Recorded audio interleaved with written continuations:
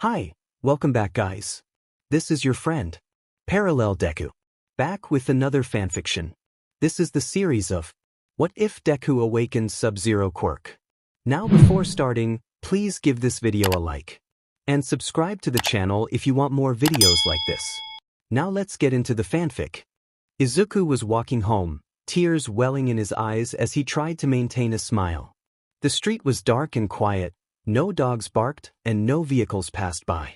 Only his faint footsteps and quiet sobs echoed in the stillness. Suddenly, he heard a strange sound. It resembled water, but as he looked back, he realized it was something much more sinister. A creature made of green sludge raced toward him. He attempted to run, but his legs felt frozen in place. The monster seized him, wrapping its tentacles around him tightly. The creature laughed menacingly, reveling in its capture. It declared that a small child would make the perfect hostage, believing that the heroes would not dare pursue it now. Just then, a brave voice cut through the tension, announcing that the villain could not escape. With a powerful swing, a hero unleashed a wave of wind pressure that sent the monster crashing against a wall, incapacitating it. Izuku looked up to see the tall silhouette of his idol, All Might. Dazed, Izuku blinked as he focused on the figure before him. All Might, with his vibrant smile, reassured the boy that he was safe. Izuku, still in shock, asked what had happened. All Might explained that he had been chasing the sludge villain when it decided to take Izuku hostage. He raised a bottle containing the captured villain, showcasing his victory. Izuku's eyes sparkled with admiration as he asked for an autograph, pulling out his notebook filled with hero research. When he opened it, he was astonished to find that All Might had already signed it. Overwhelmed with gratitude, he thanked the hero, who responded warmly before preparing to leave. Just as All Might turned to go, Izuku called out, desperate to ask a question. He hesitated, revealing that he had been born quirkless and had always wondered if he could be like All Might. As he spoke, smoke began to escape from All Might's body, a troubling sign that the hero recognized. Izuku's voice rose in desperation as he questioned whether someone like him could ever hope to be a hero. When he looked up, he was shocked to see a frail man where All Might had stood moments before. The hero sighed, acknowledging that there was no point in hiding his true form. He revealed a scar on his abdomen, a reminder of a fierce battle from 5 years ago. Izuku, recalling the stories of the Toxic Claw villain, asked if that was who had caused the injury. All Might confirmed that it was not, and he urged Izuku to keep his secret, as the villains must never know that the symbol of peace was weakening. Feeling crushed, Izuku knelt down, tears streaming down his face. He couldn't believe that his idol had dismissed him, but deep down he knew it was the truth. He wandered aimlessly, allowing his legs to lead him into the unknown. All Might's words echoed in his mind, "Dream on, kid." Eventually, he found himself on a tall building, the wind brushing against his green hair as he gazed out at the city. Lost in thought, he walked to the edge and closed his tear-filled eyes, overwhelmed by his emotions. Just as he was about to take a step forward, he noticed that the wind and all urban sounds had ceased. Opening his eyes, he found himself in a white void, standing on a field of green flowers that matched his hair and eyes. Before him stood a man who looked just like him, but with white hair and vivid blue eyes. Unlike Izuku, this figure had no freckles and appeared taller and more muscular. His expression was devoid of emotion, as if he had lost his humanity. Izuku asked who he was and why he resembled him. The figure coldly replied that he was Izuku, or rather what he would become once their conversation was over. Confused, Izuku sought clarification. The figure explained that he was not born quirkless. Instead, his quirk had lain dormant within him. Years of bullying and the harsh words of his idol had created a surge of negative emotions that awakened his quirk. He revealed that he would become what Izuku needed to embrace his true potential. Izuku questioned how such a transformation could happen so quickly. The figure explained that their quirk, called Subzero, required a body capable of handling its power. Emotions fueled quirks, and the intensity of Izuku's feelings had triggered the awakening. Their quirk allowed them to produce, control, and embody ice.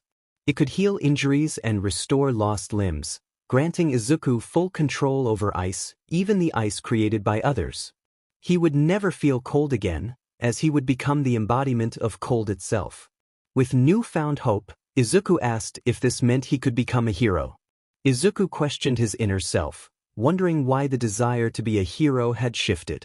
He felt a deep connection, knowing himself better than anyone else. He asked again, seeking clarity on his true motivations for wanting to be a hero. His response was filled with enthusiasm as he declared his wish to save people with a smile. However, the voice within him countered, suggesting that his answer was not entirely genuine. Confused and anxious, Izuku stammered, trying to defend his long-held dream. As the tension grew, the vibrant green flowers on the floor began to fade, transforming into a pale white, reflecting the uncertainty in his heart. This is a world of quirks. 80% of the world's population is born with a quirk that allows them to achieve extraordinary feats. Some can fly, while others can shoot fire from their fingers. Among these individuals, one stands out as the symbol of peace, All Might.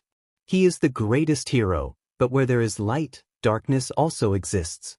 Many criminals roam the world, some seeking to change it, others wishing to rule it, and some simply wanting to see it all burn.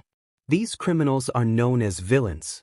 There are also the unfortunate 20% of the population who are quirkless, viewed as inferior by those with quirks. Izuku Midoriya gazed out his window at the vast blue sky, barely dotted with clouds. His room was adorned with posters and minifigures of All Might, his idol. He got out of bed, brushed his teeth, and put on his school uniform. After heading to the kitchen, he grabbed an apple and quickly drank a cup of coffee. Leaving his house, he walked to school. Born without a quirk, Izuku had faced ridicule, but he never gave up on his dream of becoming a hero. He recalled his mother's words from her hospital bed, "Follow your dreams and never give up, because in the end, never giving up is one of the most heroic things to do." The warm rays of the sun touched his face, bringing him a moment of happiness.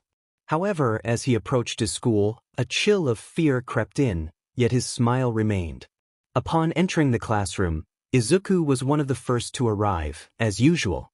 He sat alone in a corner while students filed in, treating him as if he were invisible. To them, he was merely a waste of oxygen, a useless kid, a quirkless brat. After enduring countless bullying incidents, he developed heightened senses, able to hear the footsteps of students and teachers in the corridor. However, one set of footsteps filled him with dread, those of Katsuki Bakugo. Once a friend, Bakugo had turned against Izuku after discovering he was quirkless. With his powerful ability to create explosions from his palms, Bakugo tormented Izuku daily for simply being who he was and for daring to dream. When Bakugo entered the room and spotted Izuku, a wave of terror washed over him. Bakugo had labeled Izu Deku, meaning useless. Each time Bakugo uttered that name, it served as a painful reminder of Izuku's perceived worthlessness. Bakugo approached Izuku, placing a hand on his shoulder, causing Izuku to tremble. Bakugo greeted him with a mocking tone, demanding a response. When Izuku hesitated, Bakugo's displeasure was evident. He unleashed his quirk, sending Izuku crashing against the wall, causing pain and singeing his clothes. Izuku felt the sting of the explosion where Bakugo had touched him.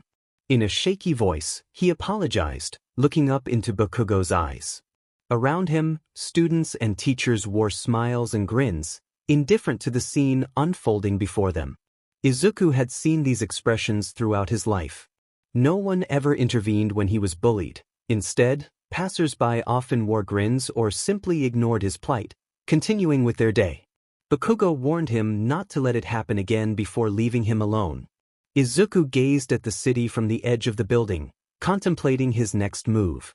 He considered joining UA school, but the thought of facing Bakugo again filled him with unease. A voice interrupted his thoughts, asking what he was doing sitting there at the edge. Eraserhead was patrolling the streets when he noticed someone standing precariously on a rooftop. He rushed inside the building and climbed the stairs until he reached the top floor, where he found a boy who appeared to be around 17, with striking white hair. Izuku recognized him immediately and remarked on his appearance, noting the costume, yellow goggles, and scarf. Eraserhead urged him to step back so they could talk, But Izuku insisted there was no need for conversation, claiming he had no plans to jump anymore. Eraserhead remained skeptical and prepared to use his scarf to pull the boy back to safety. Izuku warned him against making any sudden moves, suggesting that he might actually fall if things went wrong. After a moment of consideration, Eraserhead decided to hold off on his actions. He asked Izuku why he had wanted to jump in the first place. Izuku explained that it was a long story that might change Eraserhead's perspective on hero society. Eraserhead, intrigued yet confused, took a seat as Izuku introduced himself and revealed his age, which surprised the hero. Izuku then recounted the past 10 years of his life, filled with relentless bullying and the weight of expectations placed upon him by others, including All Might. Eraserhead listened intently, feeling a growing sense of disgust for the people who had mistreated Izuku, his classmates, Bakugo, and even the heroes he once admired. The boy's story had shifted Eraserhead's view of society, igniting a newfound sense of empathy for Izuku and the struggles he had faced. As the conversation unfolded, Izuku felt a sense of relief in sharing his burdens, knowing he was not alone in his fight for a brighter future. Sadness lingered in the air as Izuku reflected on his long solitude. He had only awakened his quirk due to unfortunate events, but he had grown indifferent to his isolation. Aizawa expressed sympathy for Izuku's struggles, noting that without proper guidance, someone like him could easily veer into darkness. He offered Izuku a chance to attend UA, where he could learn to become a hero now that he had a quirk. Izuku's icy gaze met Aizawa's as he questioned the notion that his newfound ability made him valuable. Aizawa attempted to clarify his intentions, but Izuku interrupted, advising him to choose his words more carefully. Despite his reservations, Izuku accepted the offer to join UA and took Aizawa's hand. Aizawa introduced himself, and Izuku mentioned he needed to stop by his house first. When Aizawa inquired about his plans, Izuku coldly stated he needed to dispose of some trash. As they arrived at Izuku's home, he directed Aizawa to retrieve a metal bin from the corner and take it outside. Aizawa complied, waiting for Izuku to emerge. When he did, Izuku held his collection of hero action figures and All Might posters, which he discarded into the bin. He poured the liquor he had bought over the items and lit a match, watching as the flames consumed the figures and posters, leaving behind only ashes. Aizawa watched in disbelief as Izuku stared at the fire, his expression unchanging. Aizawa rushed forward, warning Izuku to be careful, but before he could reach him, Izuku's hand touched the bin, instantly freezing it. The chilling air sent shivers down Aizawa's spine. Izuku then shattered the ice into countless pieces, leaving nothing behind. He expressed his desire to save people, emphasizing that he needed to graduate from hero school to be recognized as a hero, but he was clear that he did not see himself as one. In the car, Aizawa sat beside Izuku, who remained silent and emotionless. Concerned, Aizawa called the principal to explain the situation and the boy's background. The principal expressed eagerness to meet Izuku, and Aizawa agreed to bring him over. They arrived at a large door and Aizawa knocked. Upon entering, they were greeted by Nedu, the school's principal, who resembled a peculiar mix of animals. He welcomed Izuku and invited him to sit. Nedu offered Izuku tea and got straight to the point, proposing that he join the school and stay in the dorms under Aizawa's supervision. Izuku, with his cold blue eyes fixed on Nedu, stated that academically he was ahead of the other students, having spent his life preparing for this opportunity. He expressed interest only in the hero course and requested a test to demonstrate his knowledge, believing the standard classes would be a waste of his time. Nedu, intrigued, agreed to arrange the test. Izuku was eager to take it as soon as possible, and they settled on the following day. Aizawa would guide him to his room afterward. After organizing his new space with the few belongings he had left, Izuku quietly ate the meal Aizawa had prepared for him. Aizawa couldn't shake his concern for the boy and his past struggles, hoping to steer him toward a brighter future. When Izuku noticed Aizawa staring at him, he asked if there was something on his mind. Aizawa, caught off guard, denied it and thanked Izuku for the food as he excused himself to his room. As Izuku lay in bed, he glanced at the clock, which read 8 p.m. Hours later, he checked again, and it was 8 a.m. He realized he no longer felt tired. Izuku stepped out of the classroom after finishing a test he found easy. He looked at the yellow sleeping bag on the floor and addressed Izawa, asking for a favor. Izawa, appearing tired, inquired about the request. Izuku wanted to be dropped off at a nearby beach, explaining that he needed to test his limits. Izawa questioned the choice of location, noting the beach was littered with trash. Izuku expressed his discomfort around other students and his desire to take action in a place that needed it. Understanding the boy's struggles with bullying and social interactions, Izawa felt a pang of sympathy. After arriving at the beach, Izawa informed Izuku he would pick him up later. Izuku declined the offer, preferring to walk back. As Izawa drove away, he thought about how cold Izuku had seemed. Alone on the beach, Izuku approached a discarded fridge and, with a firm touch, pierced its door. He marveled at his newfound strength, realizing he could manipulate metal with ease. He pressed down on the fridge, which crumpled under his power. Feeling a connection to the ice he could create, he commanded it to shatter into countless icy shards, leaving only a fine dust behind. Izuku experimented with his abilities, crafting various shapes from ice: a spear, a bow, a shield, and even a sword. He then created more intricate forms, including a replica of himself and a bird, all with remarkable success. Hours passed as he transformed trash into ice, shattering it and clearing the beach of litter. He even managed to lift an abandoned car and move it to the roadside. Suddenly, he heard footsteps approaching and turned to find All Might standing there with a young man who resembled him but had a more energetic demeanor. They both stared at Izuku, their eyes taking in the transformed landscape. All Might asked if Izuku was responsible for the cleanup, and Izuku nodded, feeling a surge of anger. All Might praised his quirk, but Izuku realized the hero did not recognize him due to his physical changes. Frustrated, Izuku confronted All Might, recalling a moment from their past when All Might had dismissed him. All Might was taken aback, surprised by Izuku's recognition of him in his less imposing form. He requested to speak with Izuku alone, and the young man stepped away.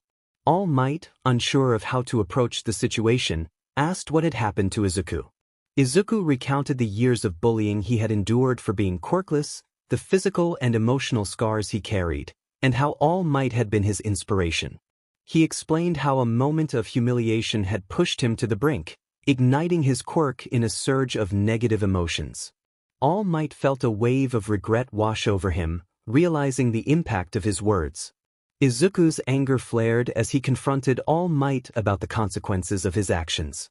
He expressed a desire for revenge but ultimately chose a different path.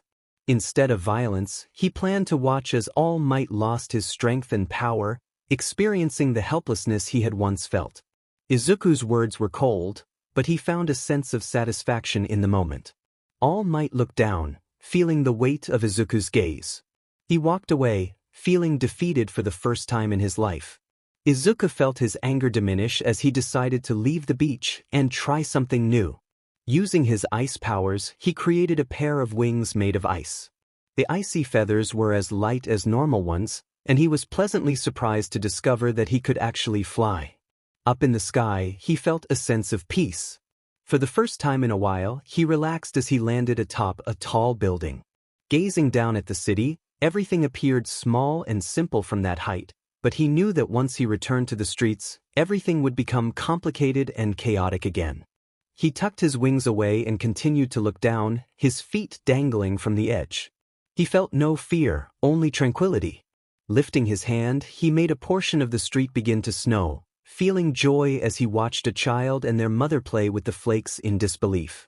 Suddenly, a gust of wind swept behind him, and a voice inquired about his presence.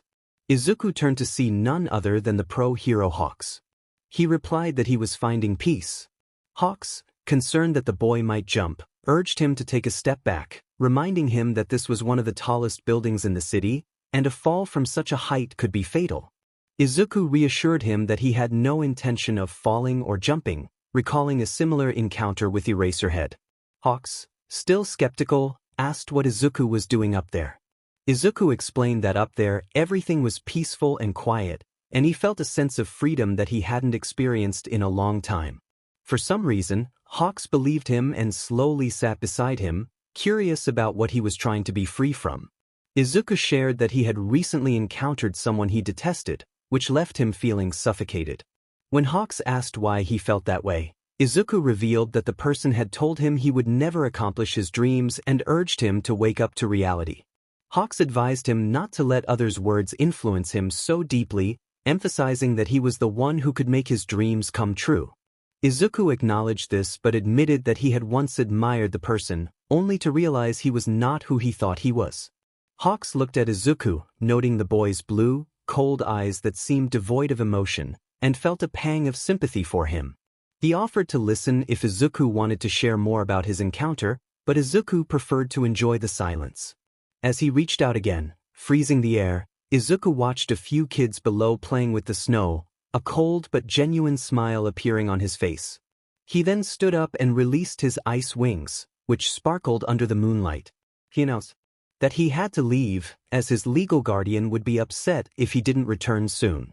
Hawks playfully remarked on Izuku's wings, calling him KFC, to which Izuku smiled and took off, flying back to UA. On his way back, Izuku heard a loud explosion and decided to investigate. Upon arriving at the scene, he saw a group of villains holding 3 civilians hostage, with a large villain who appeared to be the leader. The heroes present were unable to act due to the hostages and the villains' quirks. Izuku observed the situation calmly, wanting to help but aware that the law prohibited unlicensed individuals from using their quirks. He took out his phone and dialed a number, and a squeaky voice answered, asking how he could help. Izuku informed Nedu that he was at the district witnessing a villain attack and that the heroes lacked suitable quirks to intervene. He stated his intention to take action, and Nedu agreed to take responsibility if Izuku was discovered. After putting on his hoodie to conceal his identity, Izuku turned off his phone and dove toward the ground, landing perfectly just before impact. One of the villains questioned his identity, to which Izuku confidently replied that he was Subzero. Cameras from reporters focused on him, and the nearby civilians watched in stunned silence. A villain attempted to shoot him, but as the bullet made contact, it froze and shattered.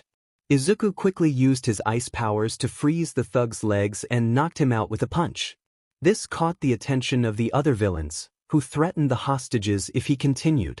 In response, Izuku tapped his foot on the ground, causing massive ice spikes to erupt behind the villains, incapacitating them. He moved with incredible speed, rescuing the 3 hostages and bringing them closer to the other heroes at the scene. The large villain, frustrated, transformed his hand into a minigun and unleashed a barrage of bullets at Izuku. However, Izuku simply raised an ice wall that blocked all the bullets and swiftly approached the villain, delivering a powerful slap that sent him crashing into a nearby wall, knocking him out. The crowd erupted in cheers, chanting his name. As he basked in the moment, he felt someone approaching him. It was the hero known as Kamui Woods, who asked for his identity. Izuku did not turn around, ensuring that neither the cameras nor the heroes could see his face. He simply stated that he was Subzero before manifesting his ice wings and flying off toward UA. It had been a few weeks since Izuku's encounter with the villains and the rescue of the hostage. The media had gone wild over the emergence of a new hero who had vanished on the same day. Izuku knocked on the principal's door and heard a squeaky voice invite him in. The principal greeted him warmly, asking what brought him there. Izuku stated his intention directly, expressing his desire to take the provisional license exam the following week. The principal inquired about his motivation, to which Izuku replied that he wanted to use his strength to help others instead of just staying in his dorm. The principal smiled and agreed to have Aizawa prepare everything for his participation. Satisfied, Izuku left the room, but he had one more thing on his mind. Over the past weeks, he had noticed something unusual about his body. In a flashback, Izuku recalled spending 5 days in his room without leaving, which had worried Aizawa. When Aizawa knocked on the door and received no response, he forced his way inside to find Izuku lying on his bed, staring at the ceiling. The floor was littered with hundreds of cans of coffee, energy drinks, and even alcohol. Aizawa, wide-eyed, exclaimed in disbelief at the sight. Izuku explained that after gaining his quirk, he had lost the need for sleep. He He shared how he had tried coffee, energy drinks, and even alcohol, but nothing seemed to affect him. He felt the burning sensation of the alcohol but no intoxication. Desperate, he pleaded with Aizawa for help, fearing that once he turned 18, he would miss out on enjoying alcohol. Aizawa looked at the bottles and then back at Izuku, simply shaking his head before leaving the room. Back in the present, Izuku found himself in Recovery Girl's office, where she had conducted several tests to determine his condition. She informed him that his body no longer required sleep, although he might be able to sleep if he tried hard enough. His accelerated metabolism meant that energy drinks and alcohol had no effect on him. She also mentioned that his heart was beating unusually slowly, but in a world of quirks, such anomalies were not surprising. Disappointed, Izuku left her office. Meanwhile, Nijire Hato was attending her classes when she caught sight of a man walking through the courtyard. He had long white hair and blue eyes, and his expression was emotionless, perhaps even a bit sad. She admired his handsome appearance, and when their eyes met, he offered a cold smile that made her blush. Then, in an instant, he vanished, leaving her to ponder her thoughts. A week flew by, and as Izuku arrived at the stadium for the exam, Aizawa asked if he was ready. Izuku replied confidently, and they walked together to the entrance. Inside, Izuku found himself among other participants, including second-year students from various schools. Nijire stood with her friends Mirko and Tamaki when she spotted the same man from the courtyard. He was leaning against a wall, and many girls were staring at him. Her friends noticed her gaze and decided to tease her about it. Mirko remarked on the man's handsomeness and Nijire, entranced, agreed. Tamaki chimed in, suggesting the man likely had a girlfriend, which made Nijire hope otherwise. When asked if she would kiss him if given the chance, she quickly affirmed her willingness, causing her friends to burst into laughter. Embarrassed, she snapped out of her trance and blushed. Izuku noticed the periwinkle-haired girl staring at him, and he felt his own cheeks heat up as he admired her beauty. Just then, a tired voice echoed through the room, commanding silence. The examiner explained that the exam would consist of 2 parts, starting with a rescue mission in a simulated disaster zone. Participants would need to rescue civilians and fend off villains while keeping them safe. With that, the exam began. Izuku sprinted through the broken city, successfully rescuing civilians and bringing them to safety. While carrying a child in his arms, he spotted the periwinkle girl and her friends at the safe zone. She blushed upon seeing him, but he focused on his task, gently placing the child down.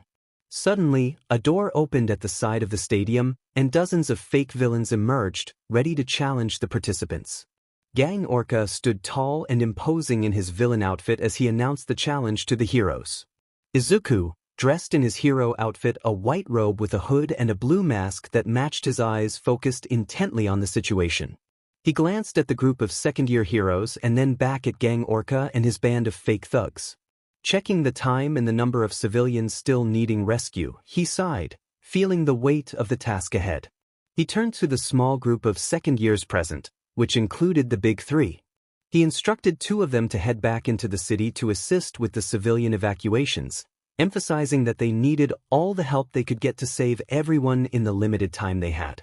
As the 2 boys nodded and dashed off, only the Big Three remained. The blonde boy questioned what their role would be, to which Izuku replied that they should stay close to the safe zone to guard the civilians. He warned them that if any villains got past him, they would need to be ready to handle them. The periwinkle-haired girl expressed her concern, exclaiming that it was insane for him to take on the villains alone. Izuku insisted that he would fight them by himself, explaining that anyone who joined him would only hinder his efforts. Despite their protests, the villains were closing in. Izuku swiftly tapped his foot on the ground, causing ice pillars to shoot up and strike the approaching villains. Each one was knocked out as they were hit, leaving the trio stunned at the display of power. How could someone be so strong as to incapacitate so many foes with just a single tap? Now, all that remained was Gang Orca. Izuku approached Gang Orca, standing face to face with the formidable hero. The fake villain was taken aback by the boy's strength, recognizing that he would undoubtedly become a great hero.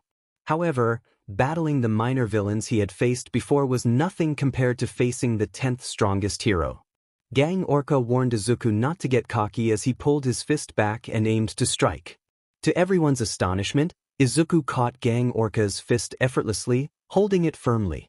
Aizawa sat on the benches next to a colleague he found irritating, the pro-hero joke, who was trying unsuccessfully to make him laugh. When he witnessed Izuku catch Gang Orca's fist, a smile crept onto his face. Joke, curious about Aizawa's reaction, asked why he was smiling. He simply replied that Gang Orca was in trouble, prompting her to keep watching. With a firm grip on Gang Orca's hand, Izuku delivered a knee to the hero's stomach, knocking the wind out of him. He then executed a 360-degree spin in the air, kicking Gang Orca and sending him crashing into a nearby building. The big three watched in awe, mentally noting never to challenge Izuku. Emerging from the rubble, Gang Orca unleashed a sonic burst, aiming to shred everything in its path. Izuku quickly tapped his feet, creating an ice wall that blocked the attack. He charged at Gang Orca, landing a series of punches that left the hero struggling to keep up. As Gang Orca attempted to unleash another sonic wave, he was forced to dodge incoming ice spears that Izuku continuously launched while standing confidently with his arms crossed. Gang Orca, annoyed, questioned if Izuku thought he was a joke. Izuku, appearing bored, simply acknowledged that he did. At that moment, everyone was taken aback. Gang Orca charged forward, breaking the ice spears in his path. Realizing his sonic wave was ineffective, he decided to engage in close combat.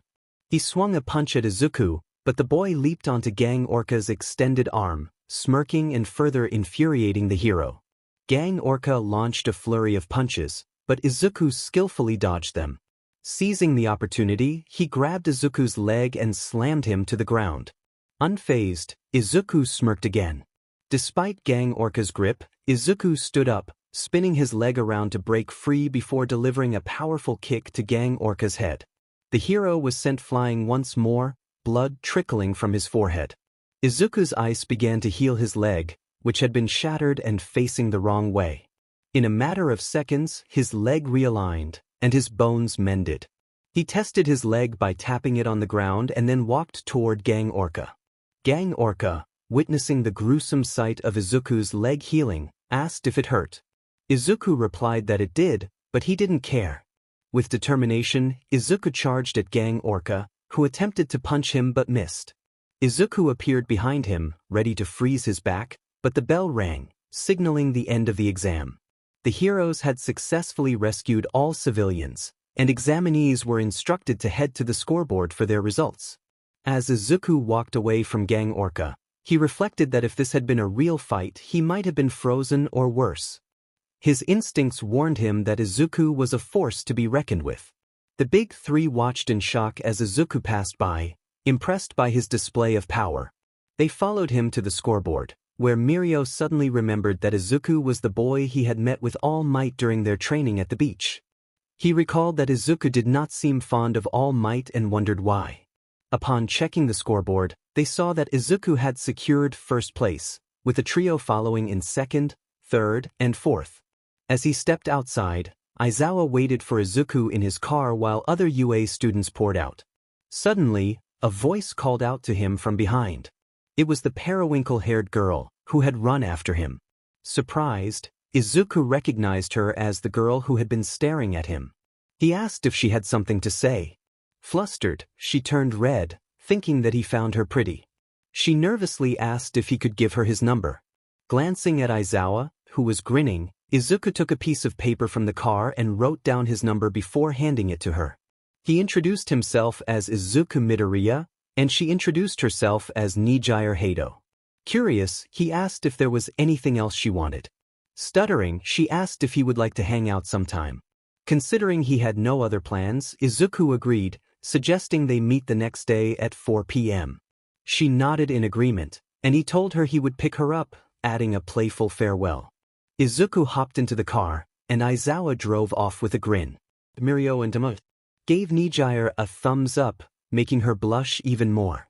Izuku was lying in his bed, unable to sleep but feeling comfortable nonetheless.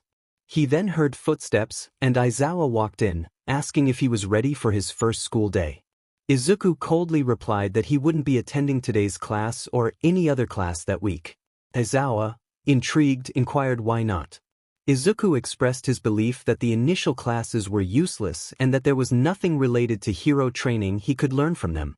Aizawa mentioned the upcoming combat class on Friday, but Izuku expressed his discomfort around All Might, fearing he might lose control. He added that Nezu had already given him permission to skip classes. When Aizawa asked what he planned to do for the week, Izuku simply stated he would walk around and wait for something to happen. As Izuku walked through town, dressed in a white hoodie and sweatpants that matched his hair color, he observed the normal civilians going about their daily lives. Approaching Jaku Station, he heard loud noises and rushed over to investigate. There, he spotted a hero with bunny ears in a white hero costume. In a flashback, Mirko was patrolling the streets when she heard screams and rushed to the scene. She encountered a chaotic situation where cars were colliding, causing injuries to their occupants. Mirko jumped down and kicked a car away to prevent it from hitting a small girl. Scanning the chaos, she noticed a man in a black hoodie controlling the cars with a telepathic quirk. She charged at him, kicking him in the stomach to disrupt his control. Just as she was about to cuff him, she heard a honk and saw a huge truck barreling toward her. With no time to react, she threw the villain aside and braced for impact, knowing it would hurt but not end her life. In the present, Izuku jumped in front of the truck, wrapping his arms around Mirko just before the collision. The truck hit him, but he remained standing, his body withstanding the impact. He kindly asked if she was okay, and Mirko looked up to meet his blue eyes, feeling her heart skip a beat. She thought about how handsome he was. Concerned, she asked if he was all right after the truck hit him. When she noticed a piece of metal protruding from his abdomen, she gasped in shock. Blood was flowing from the wound, and she quickly placed her hands on it to try to stop the bleeding. The truck driver exited his vehicle, pale and panicked, explaining that he had lost control. Mirko was stunned to see Izuku so calm, as if nothing had happened. He lamented the damage to his hoodie, which made her question his priorities in such a dire situation. He gently moved her hands away, pulled out the metal shard, and blood poured from the wound. Mirko exclaimed in disbelief, worried that he would bleed out. Izuku motioned for her to stop, assuring her he was fine, and lifted his shirt to show that his quirk had healed the wound completely, leaving only bloodstains on his clothing. Mirko, intrigued, poked his abdomen to check for any injury, and when she found none, she blushed, realizing how fit he was. Ambulances and police arrived to assist the civilians, while the villain was taken away. 10 minutes later, Mirko stayed close to Izuku and decided to introduce herself. She stated her name was Rumi Usajiyama, known as the pro-hero Mirko. Izuku introduced himself as Izuku Midoriya, training to be a hero and calling himself Subzero after his quirk. Mirko recognized the name of the ice hero and felt a growing admiration for him. As they prepared to part ways, Mirko held onto his arm and suggested they go out that night to repay him for saving her. Izuku, unable to refuse a pretty girl, agreed to meet her at the mall after her patrol. He handed her a piece of paper with his number, and she couldn't help but think about how he had called her pretty. Later, Izuku waited for Mirko at the mall, having exchanged messages to set a meeting time. When she arrived, he turned to see her approach, thinking she looked lovely. They went to the movies to watch Star Wars, then visited a nearby coffee shop, ordering 2 coffees and sitting at a table facing each other. Curious, Mirko asked Izuku how old he was. He replied that he would turn 17 next week, while she shared that she was as she thought about how soon he would be of age. A playful grin crossed her face. Izuku found himself enjoying her company, feeling as if he had awakened from a long slumber since meeting her. Mirko felt the same way, and after leaving the coffee shop, he offered to walk her home. She eagerly accepted, wanting to spend as much time with him as possible. They walked until they stopped in front of a mansion, and Mirko announced that this was her home. She felt a bit disappointed that they had to part ways. He wasn't happy about it either but chose to remain silent. She suggested meeting at the same time and place the next day, and he agreed with a smile. As she opened the gates to her house, she turned back, kissed him gently on the cheek, and whispered in his ear that in 6 more days, she would be his. With that, she walked inside, leaving Izuku momentarily speechless. Part of him wanted to follow her, but he decided it was best not to. He shrugged it off and made his way back to UA. It had been 10 months since Izuku had completed the license exam. During that time, he had used his license to stop robbers and confront villains, and his hero name, Subzero, became well known across Japan.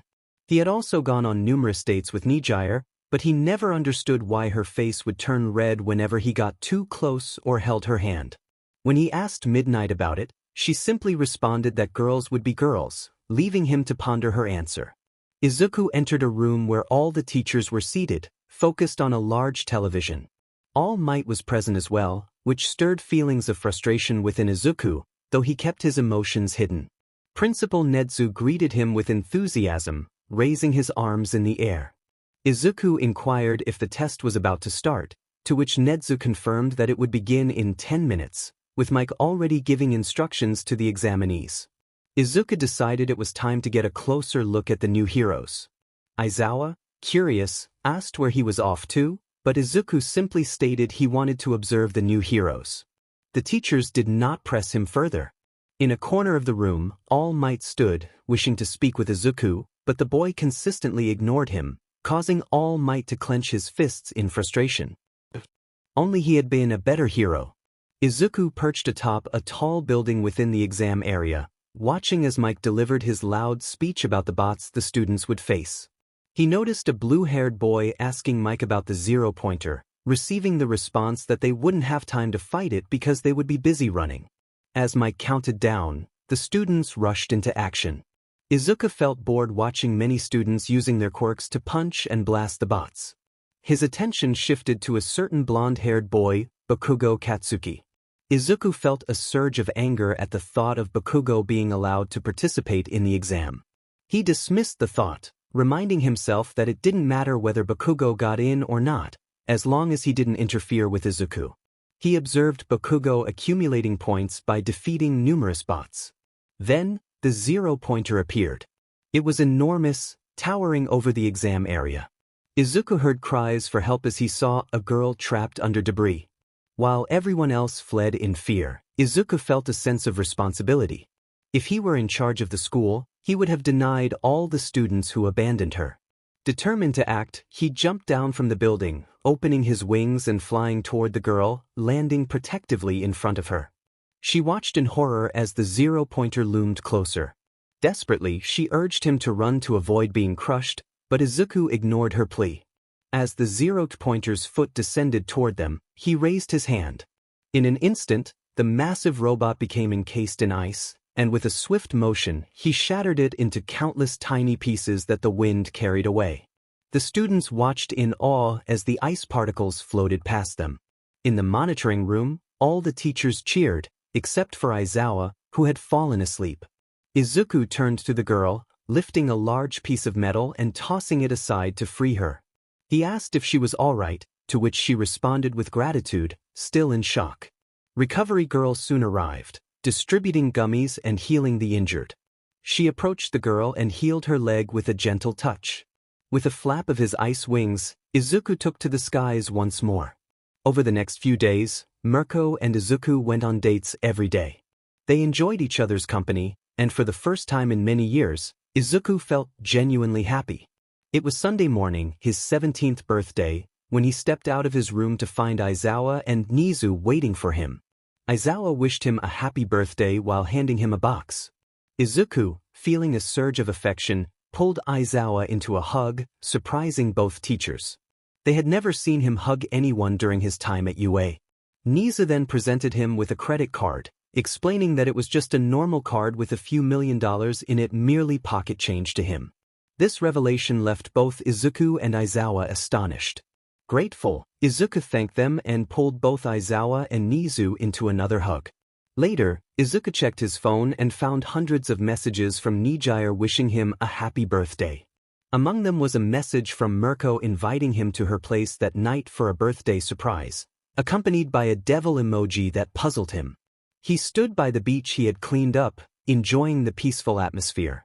For the first time in 3 months, he was able to sleep, and when he awoke, it was already midday. He decided to grab something to eat. At noon, he found himself standing in front of Mirko's house. After ringing the doorbell, the gates opened, and he walked up to knock on the door. Mirko greeted him with a smile. She welcomed him inside and led him to the living room, where she handed him a box adorned with a "Happy Birthday" card.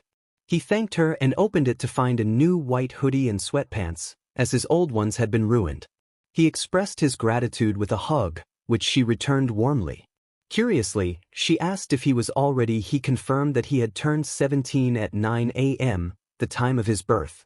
Mirko smiled and unexpectedly jumped on him, pinning him to the couch before kissing him and declaring that he was hers now. When he playfully questioned why she had stopped kissing, they shared a passionate moment, their feelings for each other evident. As they embraced, Mirko admired his scars, finding them intriguing and intending to ask about them later. He lifted her, and she wrapped her legs around him as he carried her to her room, where they shared a tender night together. When Izuku awoke, he found himself hugging Rumi, who was nestled against his chest. His phone beeped, waking her up. They exchanged glances before he leaned in for a kiss. Checking his phone, he saw a message from Nedu asking where he was. Rumi inquired about the sender, and upon learning it was a friend, she playfully suggested he inform her that he was at his girlfriend's house. He complied, sending the message, but there was no immediate reply. Meanwhile, Nedu stared at the text from Izuku, her heart sinking at the mention of the word girlfriend. She couldn't believe it. He had a girlfriend. Reflecting on their previous conversations, she felt a wave of frustration wash over her. If only she had made a move, things might have been different. Yet, she understood that love was not something one could control. Izuku eventually got out of bed, much to Rumi's disappointment. She asked where he was going, and he explained that it was Monday and he had an important class to attend, something called the USJ. Class 1A stood in line, shoulder to shoulder, waiting for Aizawa to let them on the buses. Aizawa announced that there was a new student joining them. Izuku Midoriya introduced himself, feeling somewhat bored as he scanned the crowd. His gaze landed on Bakugo, who immediately shouted at him with anger. Izuku simply turned and walked onto the bus, ignoring the commotion behind him. As they boarded, whispers of admiration for Izuku's calmness floated around. He settled at the far end of the bus, lost in thought about Rumi, also known as Mirko. He never imagined he would find himself in a relationship or experience love. Upon arriving, they hopped off the bus and were greeted by the pro hero 13, who began discussing the dangers of quirks. Izuku, however, was unfazed by her warnings. Inside, he could feel Bakugo's glare but chose to ignore it. The students marveled at the landscape before them when suddenly, a purple mist began to swirl in the center of the USJ, and villains emerged from it. One red-haired boy remarked on the appearance of the villains, but Aizawa quickly corrected him, urging 13 to evacuate the area. As Aizawa prepared to confront the villains, Izuku stepped forward, expressing his determination to join him. They jumped down together. A villain introduced himself as Tamura Shigaraki, revealing their intent to kill All Might. As the villains advanced, Izuku froze their legs, allowing Aizawa to incapacitate them. The battle continued until only a few thugs remained. Tamura, growing frustrated, summoned a monstrous creature known as Nomu, which charged at Aizawa. The impact was intense, and Aizawa was sent flying. The Nomu then turned its attention to Izuku, grabbing him and causing a significant injury. As he fell, blood flowed, and students gasped in horror from above. Aizawa, barely conscious, struggled to hold back tears at the sight of Izuku's fall. Tamura reveled in the chaos, boasting about the power of the Nomu. However, Izuku, against all odds, managed to rise again, surprising both villains. He taunted them, suggesting that their weapon wasn't as formidable as they believed. The Nomu charged at him again, but this time, Izuku froze it completely, shattering it into countless pieces. Tamura's frustration escalated as he realized their plan had failed. Kurojairi, the mist villain, teleported Tamura away, leaving the remaining villains behind. Izuku swiftly dealt with them, ensuring they would not pose a threat. All Might arrived dramatically, ready to assist, but was taken aback by the sight of Izuku's bloodied clothes. He instructed Izuku to help Aizawa, who needed medical attention. Outside the USJ, ambulances and police cars tended to the wounded and gathered information about the attack. Aizawa had been rushed to the hospital, while All Might listened to the students recounting how Izuku had seemingly died and then returned to defeat the Nomu. Suddenly, a familiar voice called out to Izuku. He turned to see Rumi rushing toward him, her fluffy ears bouncing with each step. Concern filled her eyes as she noticed the blood on his clothing.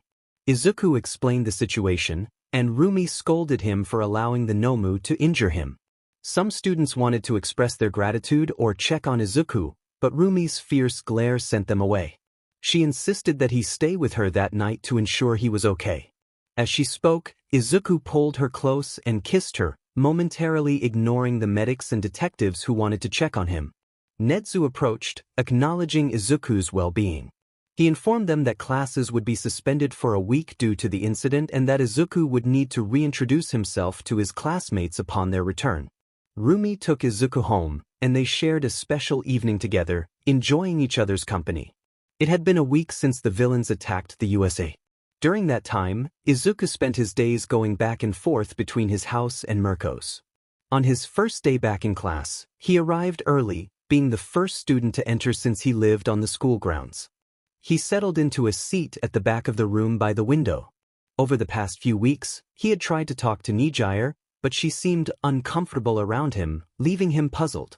When he asked Tamaki or Mirko about it, they simply said it wasn't their secret to share.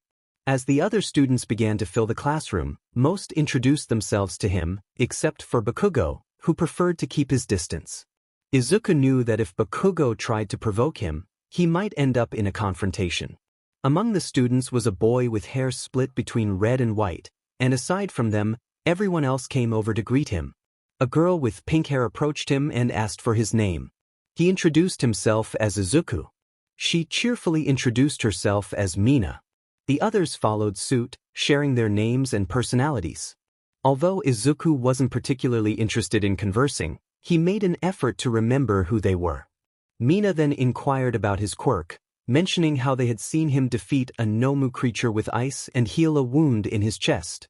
Izuku felt a bit irritated by her curiosity and replied that it was rude to ask about someone's quirk without knowing them. Mina seemed taken aback but explained that since they would be classmates, she thought it was fair to ask. With a sigh, he shared that his quirk allowed him to create ice, avoiding further details. Kirishima chimed in, comparing him to Todoroki, who was now looking at Izuku with interest. Just then, a yellow caterpillar crawled into the room, which unzipped to reveal Aizawa. He instructed everyone to take their seats, announcing that in 2 weeks, they would have a sports festival. They had that time to train as they saw fit, and he welcomed them to train at school. Lita raised his hand to ask why the festival was happening so soon after the villain attack. Aizawa explained that it was to demonstrate the school's resilience in the aftermath. Izuku then raised his hand, drawing everyone's attention. He asked if he could go home since they were allowed to train as they wished. Aizawa agreed, reminding him to be ready for the festival. Izuku stood up, opened a window, and spread his wings, jumping out to fly toward Rumi's place. The entire class watched in awe as he left. Upon arriving at Rumi's place, Izuku used his keys to enter. She was still on patrol, so he laid down on the couch and waited. After some time, he heard the front door open and saw Rumi walk in. She greeted him, noting that he was early and teasingly asked if he missed her. He admitted that he did. Rumi, still in her hero costume and slightly sweaty from her day of patrolling, sat beside him on the couch. She asked if he had school that day, to which he explained that he had permission to attend only the hero-related classes and that Aizawa had given them 2 weeks to train for the upcoming sports festival. Rumi encouraged him to start training, but Izuku admitted that he had only trained when he first got his quirk. She asked how he had developed his muscle and stamina, and he shrugged, saying it came with his quirk. Rumi looked at him in disbelief, and he acknowledged that it hadn't been easy, running his fingers over one of his scars. Curious, Rumi asked about the scars, and Izuku shared that he had a rough childhood, being quirkless for most of his life and bullied in school. He explained that he had endured years of being used as a punching bag, resulting in his scars. Rumi felt a surge of irritation at the thought of him being bullied for so long but chose to change the subject instead. She expressed her confidence in his abilities for the sports festival, but Izuku revealed that he didn't want to win. He had a different objective. When she asked if he wanted to get back at someone, he confirmed it was the person who had bullied him. Rumi smiled, knowing he wouldn't let his tormentor get away with it. Then, Rumi shared some exciting news. Izuku would be moving in with her. Surprised, he learned that despite only dating for a few weeks, she wanted them to live together. He didn't mind at all, preferring it that way. Rumi playfully pointed out that people usually date for years before moving in together, but she was determined to have him by her side every night. Izuku sweetly assured her that he had eyes only for her. Rumi acknowledged that many girls might be interested in him but was confident in their relationship. She then announced that he could get his belongings from his old place the next day and invited him to join her for a shower. Meanwhile, in a small bar in the middle of town, Shigaraki expressed his frustration over Izuku's easy defeat of the Nomu. A TV in the corner lit up, and a voice reassured him that he would have other chances, emphasizing the importance of perseverance. Shigaraki acknowledged the advice, determined to try again. He responded that now that everyone was calm, he had good news. All Might had experienced a decrease in the time he could use his quirk, and it seemed he had found a successor to his power. This was likely the individual to whom he had passed on One for All. A picture appeared on the screen, revealing a boy with blonde hair and blue eyes. Beneath the image was the name, Mirko Togata. Tamura smiled, feeling a sense of anticipation. After the sports festival, there would be a training camp. That would be the moment to act. They were uncertain about which year the group would attend, but if luck was on their side, the successor would be present at the camp. If he was there, Tamura instructed that he should be brought to him, for he was the key. The response was affirmative, acknowledging the command. Izuku sat in the waiting room, having waited for the past 10 minutes for the festival to start. Boredom settled in as he pulled out his phone and noticed a message from Rumi. She had sent him a note wishing him luck and encouraging him to do his best. In a flashback, Izuku recalled sitting on the couch with Rumi, watching TV.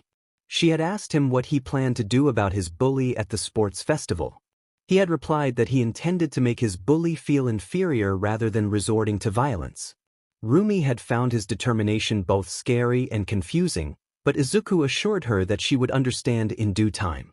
The memory faded as a knock on the door interrupted his thoughts. When he invited the person in, Nijire, Tamaki, and Mirko entered the room. Mirko greeted Izuku and asked if he was ready, to which Izuku confidently replied that he was thrilled. Tamaki wished him good luck, while Nijire seemed unusually shy, avoiding eye contact. As Mirko and Tamaki left to take their seats, Izuku sensed something was off with Nijire. She hesitantly asked if he had a girlfriend, and when he confirmed it, she inquired about when it had happened. When he mentioned it was a few weeks ago, she quickly dismissed her curiosity. Izuku noticed her unusual demeanor. She seemed sad and shy, a stark contrast to her usual energetic self. Concerned, he gently touched her face and looked into her eyes, recognizing the expression of someone who was in love. When he asked if she had feelings for him, she admitted it but looked away, acknowledging the reality that he loved someone else. Tears began to form in her eyes, and overwhelmed by her emotions, she ran out of the room. Izuku shrugged off the situation, hoping she would move on. Just then, a voice announced that all contestants should head to the arena. He left the waiting room and made his way to the competition. The first part of the sports festival was a race, and it quickly became a battle for second place. As soon as it began, Izuku opened his wings and soared ahead, crossing the finish line effortlessly. Bakugo, who finished second, glared at him, smoke rising from his hands in frustration. The second part was a cavalry battle, where participants could compete alone. Having won the race, Izuku wore a headband worth 1 million points. The other team scrambled to steal headbands from each other. Izuku took to the air again, remaining out of reach, and ultimately secured another victory. Bakugo's anger intensified as the crowd expressed disappointment at the ease of Izuku's win, but they still admired his performance in the race. The announcer declared that the next phase would be one-on-one battles, with Midnight as the referee. When Izuku's name was called alongside Shinso Hitoshi, both contestants stepped onto the stage. As the match began, Shinso attempted to provoke Izuku, but Izuku quickly countered with a blast of ice that sent Shinso flying out of bounds, securing his victory. Back in his waiting room, Izuku prepared for his next match against Todoroki. He was surprised when Todoroki knocked and entered, stating coldly that he would defeat Izuku. Izuku pointed out the contradiction in Todoroki's words, noting that he was wasting time. Todoroki clenched his fists, burdened by his past, unaware that Izuku had researched his history and intended to help him. As they faced each other, Midnight announced the start of their match. Todoroki attempted to use his ice quirk, but it failed to activate. Izuku informed him that he was blocking his ice production. When Todoroki angrily demanded to know what Izuku had done, Izuku explained that he controlled ice, including Todoroki's. Todoroki was frustrated and refused to use his fire quirk, which he associated with his father. Izuku feigned disappointment and encouraged him to reconsider. As Todoroki charged at him, Izuku skillfully dodged his attacks. After a series of missed punches and kicks, Izuku finally landed a blow to Todoroki's gut, bringing him to his knees. Then he kicked Todoroki in the head, causing him to fall onto his back, barely conscious. Izuku questioned whether Todoroki felt like using his fire now.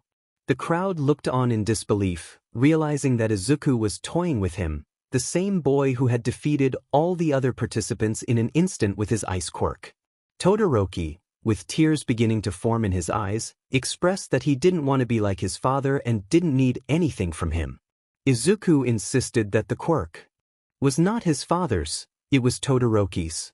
As Todoroki stood up and closed his eyes, he reflected on his past experiences.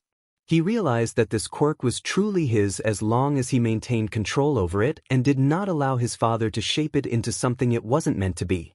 He opened his eyes, igniting his fire side, and smiled. Endeavor roared from the crowd, asking if Shoto had finally accepted him, but Todoroki ignored him. In that moment he felt free, finally feeling like Shoto instead of his father's son. He raised his arm and thanked Izuku, who smiled, thinking to himself that mission 1 was complete. It didn't matter whether Shoto had his fire or not. Shoto sent a wave of fire toward Izuku, who simply smiled as it approached. Then he raised his hand, freezing the flames in their tracks. The ice shattered, but Izuku was gone. Shoto looked around, confused, until he felt himself being flung out of bounds by Izuku, who stood behind him, thinking to himself that it was a good game. Midnight announced that Izuku had won, and the crowd erupted in cheers. She declared that since Midoriya was neither hurt nor tired, they would proceed with the next match immediately, Bakugo Katsuki against Izuku Midoriya. This battle would determine the winner of the sports festival. Bakugo walked onto the stage with a devilish grin, smacking his hands together to produce a small explosion.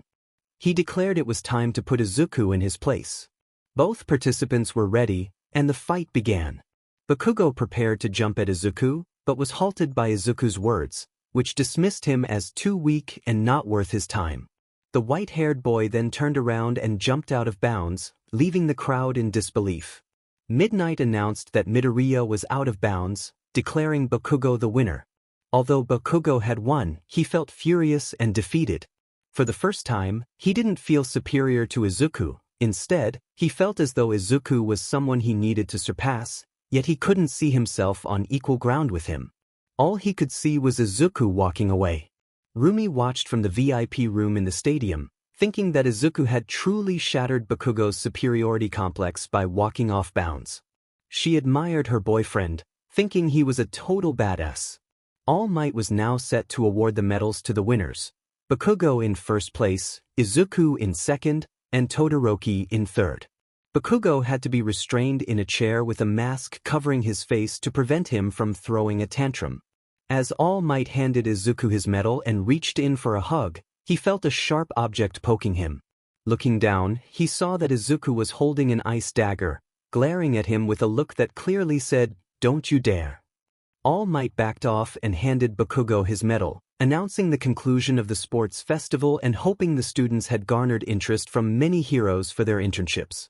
Izuku knew what was going to happen the moment he learned that the pro-hero Ingenium had been injured in a fight with the hero killer. He realized that his brother, Tenya Lida, would likely do something reckless about it, especially since his classmate had decided to head to Hoso for an internship. Izuku had received numerous internship invitations, even one from Hawks, but he politely declined them all. Instead, he chose Mirko's invitation, preferring to have her watch his back. They had been working together for the past 2 days, rising early to patrol the city. During this time, they had stopped a few robberies and captured some villains. They were a powerful duo, fighting together seamlessly as if they could read each other's minds. One morning, while making breakfast, Izuku greeted Rumi with a cheerful morning. She responded energetically, ready for another day of fighting crime. He informed her that breakfast would be ready soon, and she took a seat watching him cook. However, she sensed something was off and asked what was wrong. Izuku explained that he wouldn't be going on patrol with her that day because he had some important business to attend to. Rumi glared at him, prompting him to sigh and reassure her that he would never ditch her if it weren't important. When she pressed for details, he revealed that he needed to knock some sense into a classmate of his. Understanding the importance of his task, Rumi didn't question him further but asked how long it would take. Izuku estimated it might take the whole day, depending on his classmate. She then mentioned that a friend was coming over that night, wanting to meet him. When Izuku inquired why, she explained that her friend wanted to ensure he loved her for who she was, not for her fame and money. Izuku smiled, assuring her that he couldn't imagine life without her, and she smiled back. Later, Izuku stood atop a building in Hosu, watching as his friend Lida walked alongside the hero he was interning with. Now it was just a matter of time before the hero killer made his move or Lida found him, so all Tamura could do was wait. Tamura stood in a room when a voice came through the TV, calling his name. It was his master, who brought good news. He had found a new member for the league, a man named Force Bender, who would surely be useful. A portal opened, and a man emerged. He had very dark purple hair that matched his eyes and stood about 1.90 meters tall, dressed in a purple suit. Force Bender introduced himself as an old acquaintance of Tamura's master. His master then inquired about Tamura's plans. Tamura smiled and declared his intention to recruit the hero killer. When Force Bender asked how he planned to do that, Tamura requested to borrow a few Nomo for a distraction to find Stain and bring him in for a chat. His master agreed with delight, and Tamura entrusted the task to Force Bender. Things were mostly quiet. Izuku remained on top of buildings, watching Lida until things began to get interesting. The hero accompanying him excused himself to enter a store, likely to buy water for both himself and Lida. Suddenly, a painful scream echoed in the distance. Lida immediately ran toward it, while the hero remained unaware, still inside the store. Lida rushed into an alley and was met with a shocking sight. The pro-hero native lay on the ground, slowly losing consciousness, while a man stood over him, the hero killer, Stain. Lida felt a surge of anger as he recalled what Stain had done to his brother and charged at him. Stain taunted Lida, pulling out a sword. Lida rushed forward but quickly jumped back as he felt a sting on his cheek. Stain declared the game over and liked the blood from his blade. Lida found himself frozen in place, unable to move. Stain approached, ready to strike, when Izuku intervened. He caught Stain's sword and froze it, shattering the blade. Stain jumped back, alarmed, and pulled out 2 knives. Lida shouted in frustration, insisting that this was his fight, but Izuku retorted that he was there to stop Lida's recklessness. Lida sat quietly, wanting to help but unable to move. Stain recognized Izuku and expressed irritation at the presence of another fake hero. He noted that he had seen Izuku before, recalling his encounters with Mirko. Stain declared that he would not take chances and prepared to attack. Stain lunged at Izuku, who dodged the strike. The man was incredibly fast. Izuku reached out, attempting to freeze Stain, but Stain evaded him by leaping into the air. He bounced off a nearby wall and charged at Izuku, who used his ice to block the attack. Stain, though not as strong as the Nomu, was more skilled and agile, dodging Izuku's strikes and countering effectively. The battle intensified, with both combatants aware that the first to land a hit would have the upper hand. Izuku began to notice a pattern in Stain's movements and managed to graze him with a fingertip, freezing Stain's left hand. Stain hissed in pain and jumped back, realizing he had narrowly avoided defeat. Izuku then called out to Lita, asking if he could move. Lita replied that he could barely manage. Izuku instructed him to take Native to the nearest hospital and call for backup. Lita protested, unwilling to leave Izuku behind, but upon seeing Native's condition, he knew he had to act. He rushed to Native, picked him up, and dashed out of the alleyway. Stain growled in frustration as Lita escaped with his prey. Now free to act, Izuku created ice spears and sent them flying at Stain. Stain cut through them with difficulty until one slipped past his guard, piercing his leg. The hero killer fell to one knee in pain, but to his horror, he sensed Izuku's presence behind him. As he turned, Izuku kicked him in the head, sending him crashing against a wall, where he finally lost consciousness. Izuku had emerged victorious. The hero killer was apprehended and transported toward a reinforced vehicle. The heroes demanded a full report and asked if he had a license. Stain presented his provisional license while Lita faced reprimand for his recklessness. Endeavor observed as Stain was led away. Suddenly, a Nomu charged at high speed, crashing into Endeavor and sending him flying into a building. Chaos erupted as more Nomus appeared, clashing with the heroes. A man in a purple suit announced that he was Force-bender and that he intended to take Stain away, as he was wanted by his boss. He challenged Izuku to a fight, declaring that it was time to throw some punches. Izuku sighed, realizing that this would be a tough battle ahead. Izuku dashed towards Force-bender, who stood still with a smile. All Izuku needed to do was touch him, and it would be game over, but that never happened. As he approached the villain, Force-bender raised his hand and looked down at the boy. Suddenly, Izuku felt an immense pressure bearing down on him, causing him to collapse to the ground. The villain taunted him, explaining the power of his quirk, which allowed him to increase gravitational force. Despite the situation, Izuku remained defiant, stating that he didn't need to move to strike. He touched the ground, and ice shot up towards Force-bender's chest, but the villain simply shattered it with a flick of his wrist. His smile widened as he revealed that he could apply more force to anything, including Izuku's ice, making it shatter like glass. As Force-bender approached, Izuku struggled to stand but was kicked in the chest, sending him crashing into a building. He slowly got up, feeling his broken bones mend themselves. Around him, other heroes were occupied fighting numerous Nomus. Although most were weak, their sheer numbers about 25 made them a significant threat. The weaker Nomus were not attacking the heroes. Instead, they rampaged through the area with incredible speed, some even flying, complicating the heroes' efforts to contain them.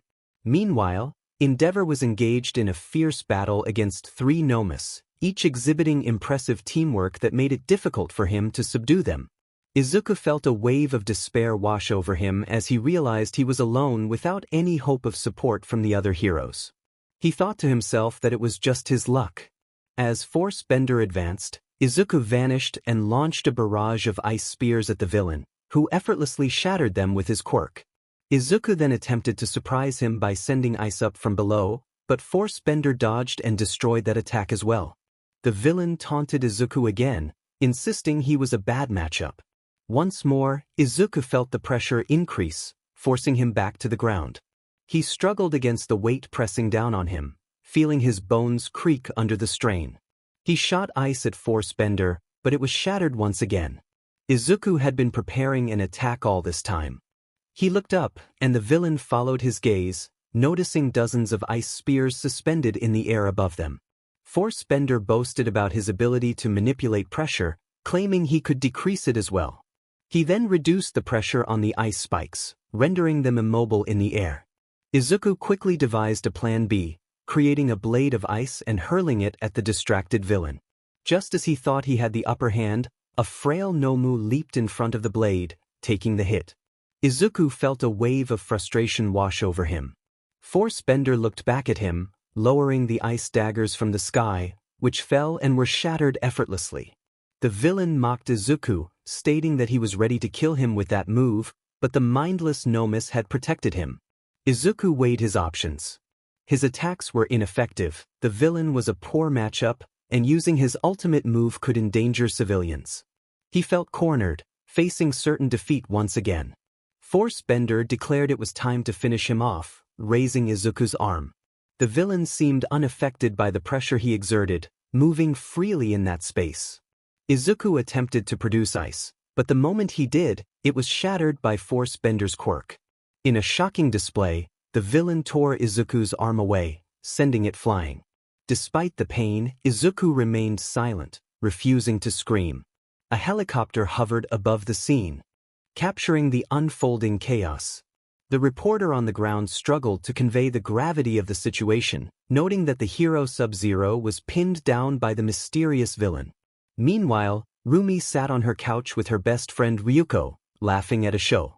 Suddenly, the channel switched to breaking news, announcing the ongoing battle between heroes and Nomus.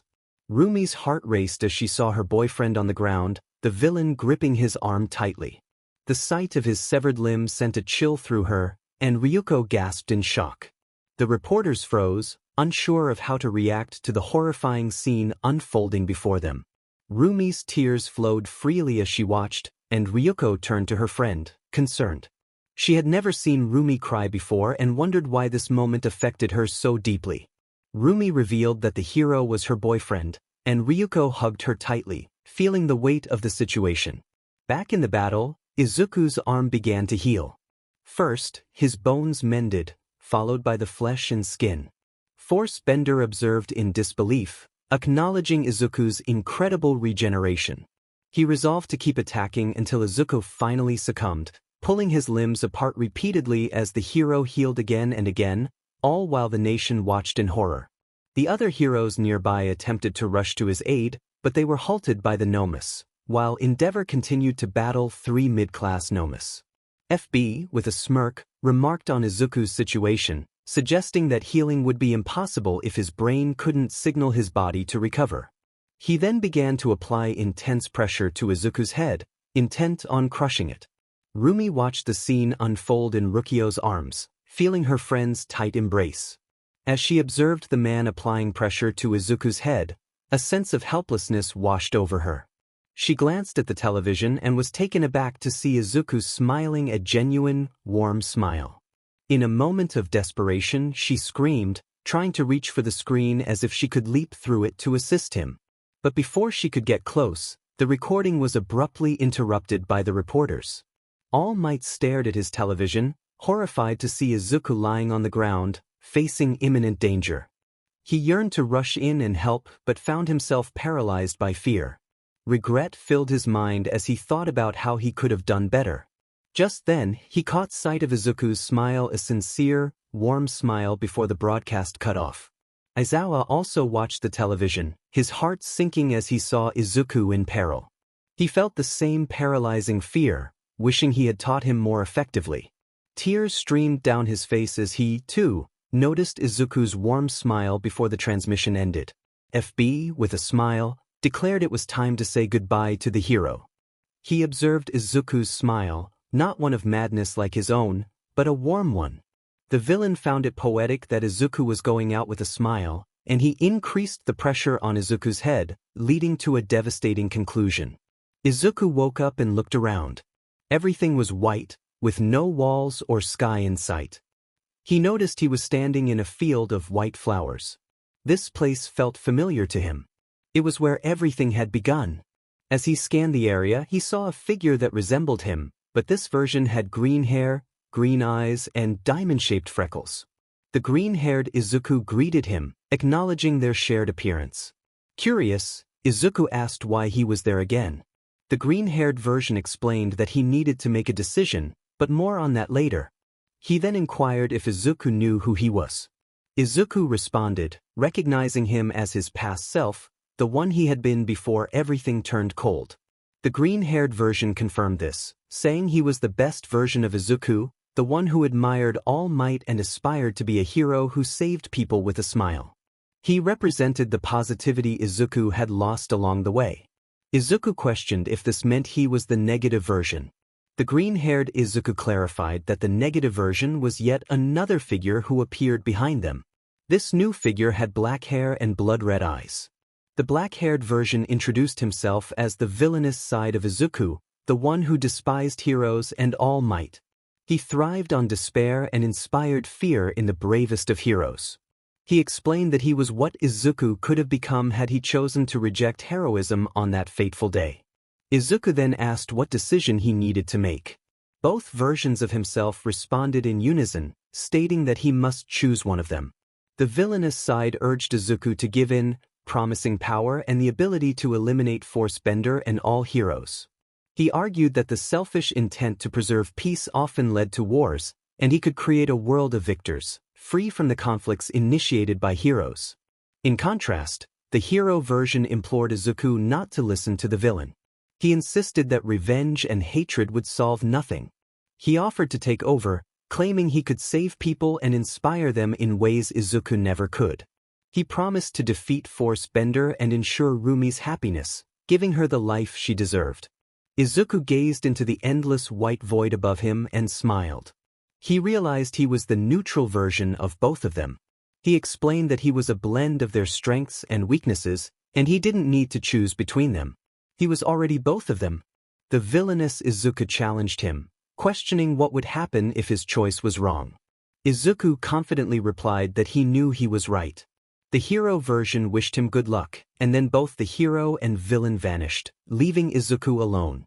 Meanwhile, Force Bender began to walk away from Izuku's fallen form, satisfied to see Hosu in flames and heroes struggling against the Nomus. Suddenly, he heard cracking noises and turned back to witness an astonishing sight. Izuku's head was regenerating.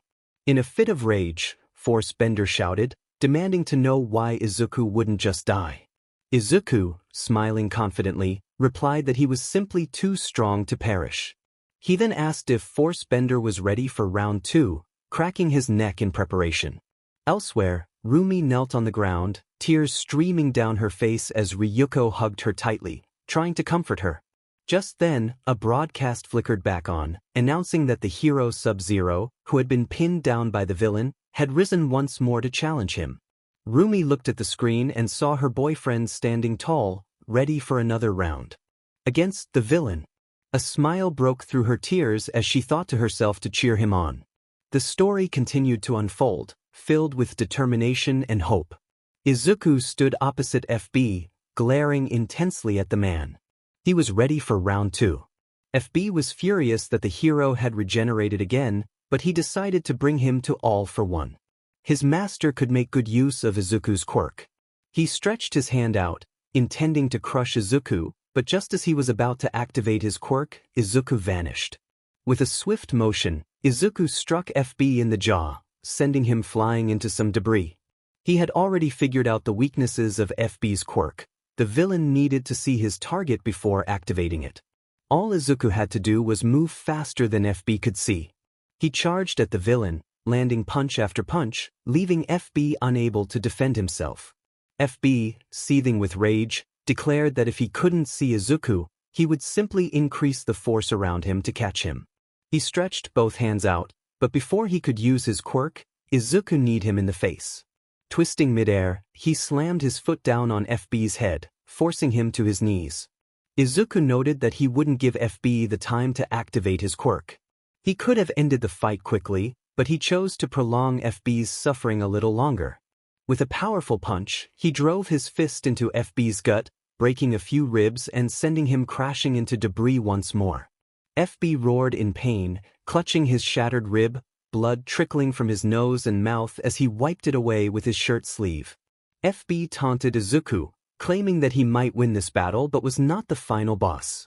Izuku, however, smiled coldly, revealing that he had died and come back, realizing something important. He found FB to be rather weak, which only fueled the villain's fury. FB screamed in rage, insisting that he had killed Izuku and that he was merely an insect.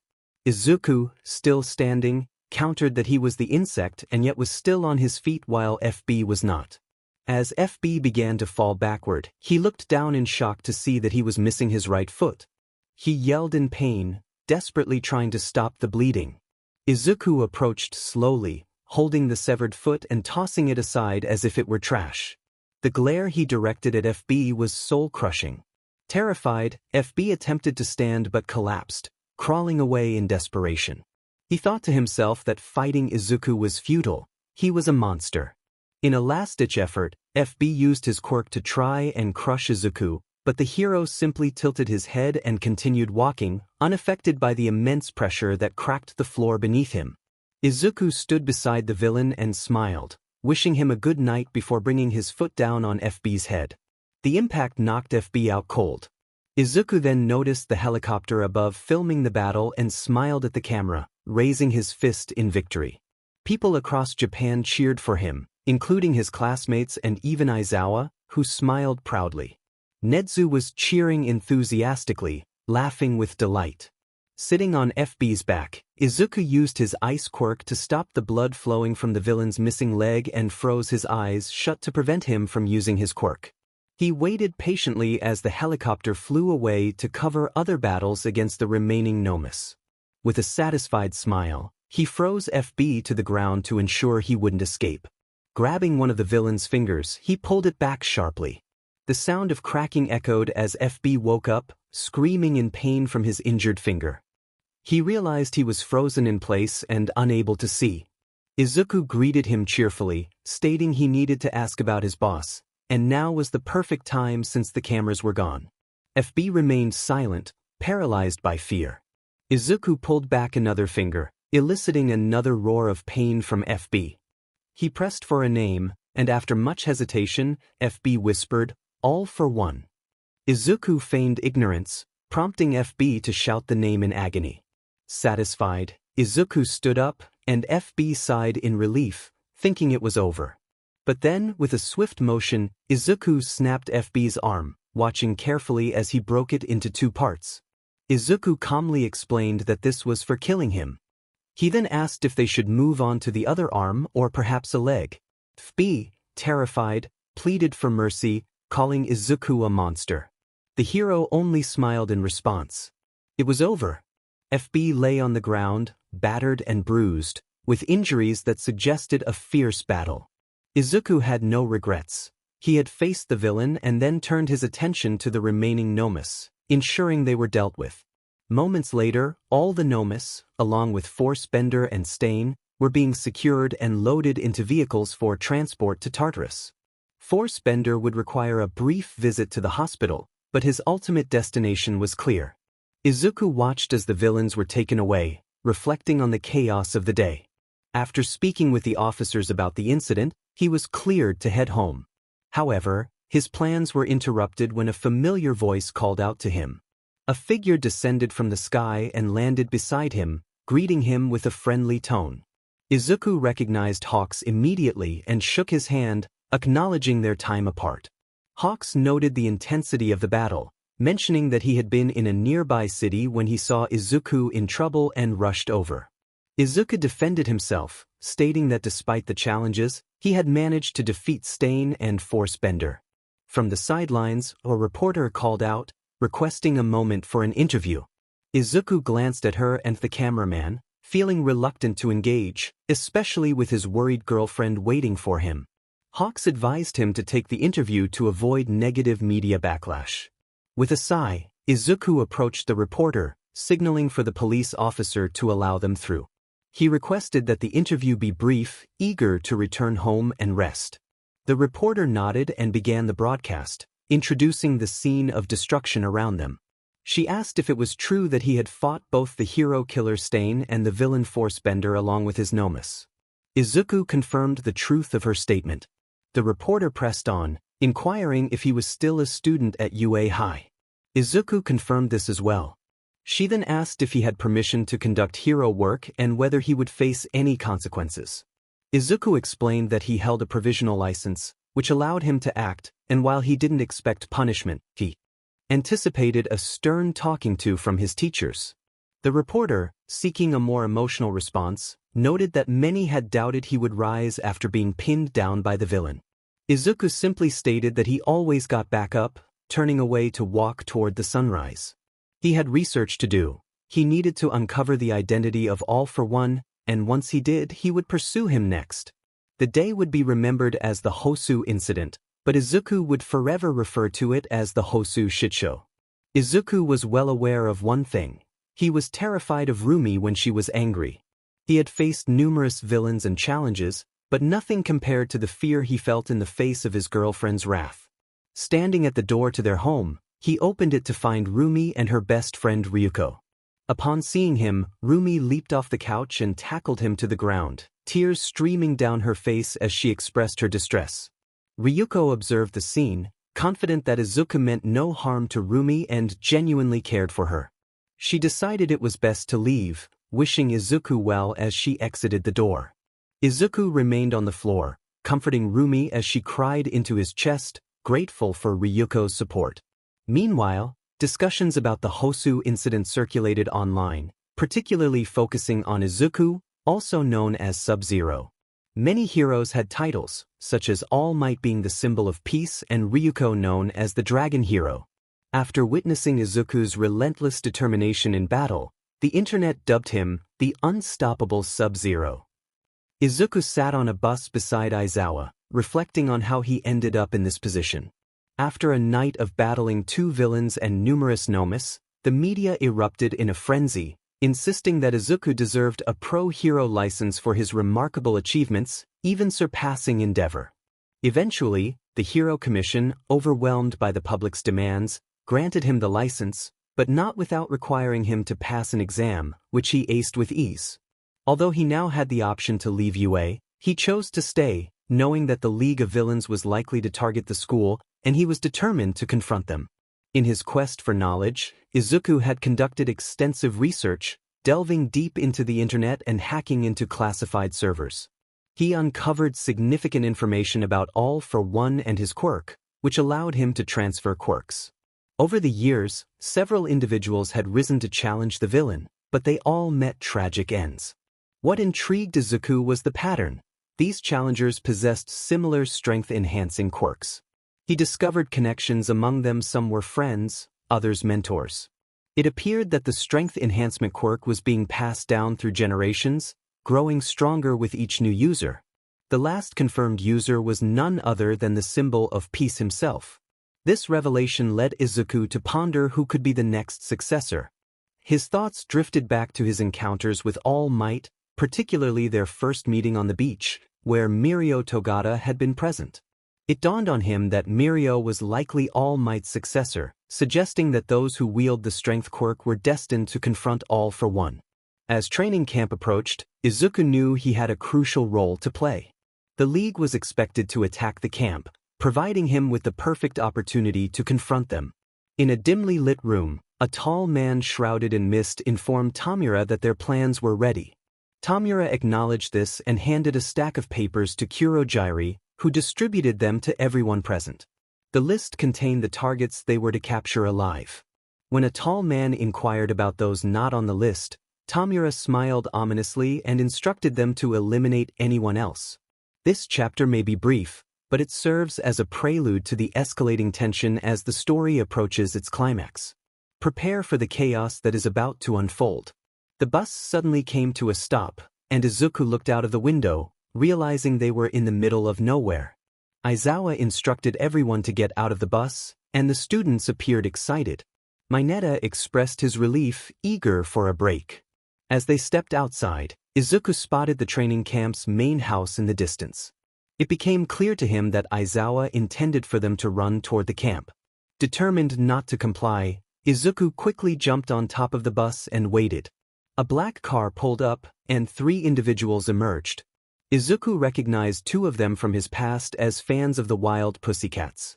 One of the pussycats called for everyone to gather around and pointed toward the camp, encouraging them to hurry if they wanted to reach it by midday.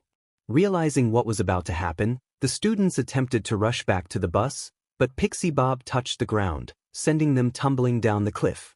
Izuku couldn't help but chuckle at the sounds of his classmates' surprise as they fell.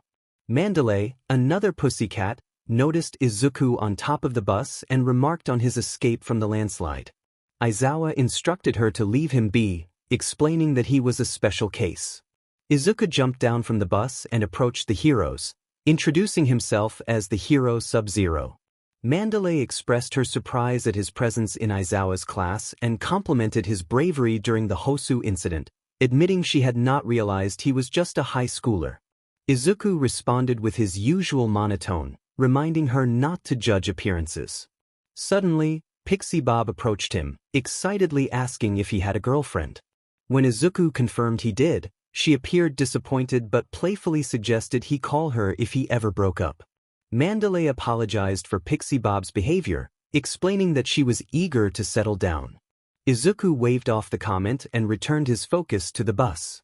Outside, Izuku and Aizawa waited for the students to arrive. He noticed a young boy standing beside Mandalay, staring at him. When Izuku met the boy's gaze, the child quickly looked away, which struck Izuku as odd. Mandalay approached him, apologizing for the boy's behavior, explaining that Koda did not have a favorable view of heroes. Izuku expressed his concern, suggesting that children like Koda could end up becoming villains if not guided properly.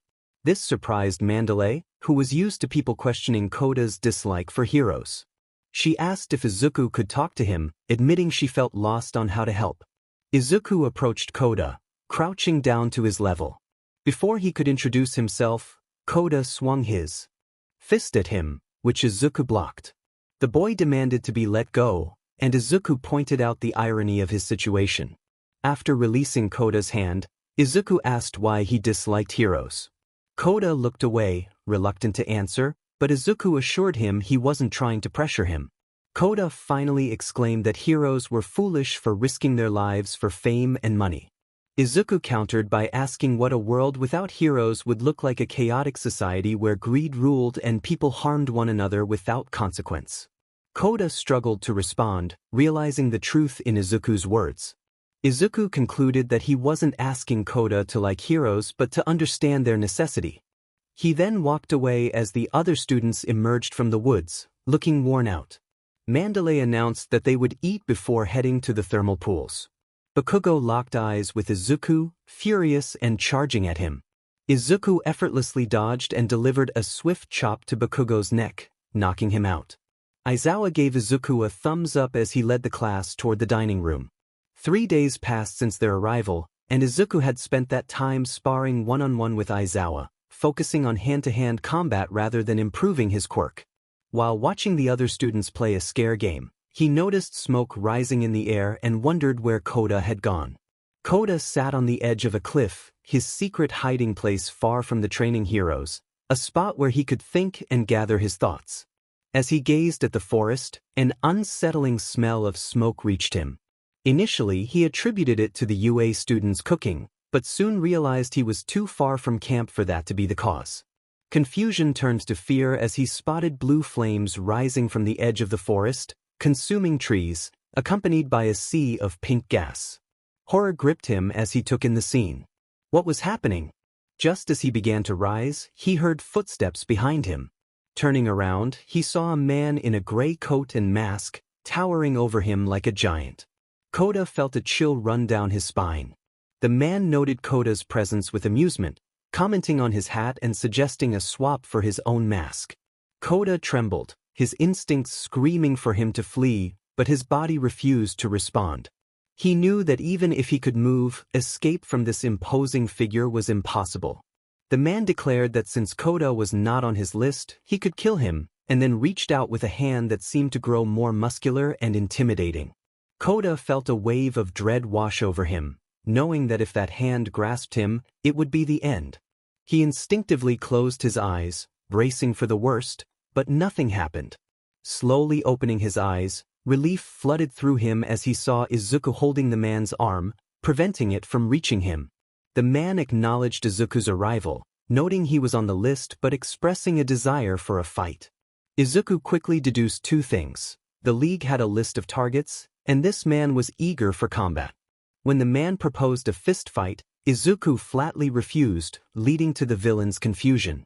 Izuku maintained his grip on the man's arm, asserting that he would simply take Koda and escape, revealing that the man could not match his speed.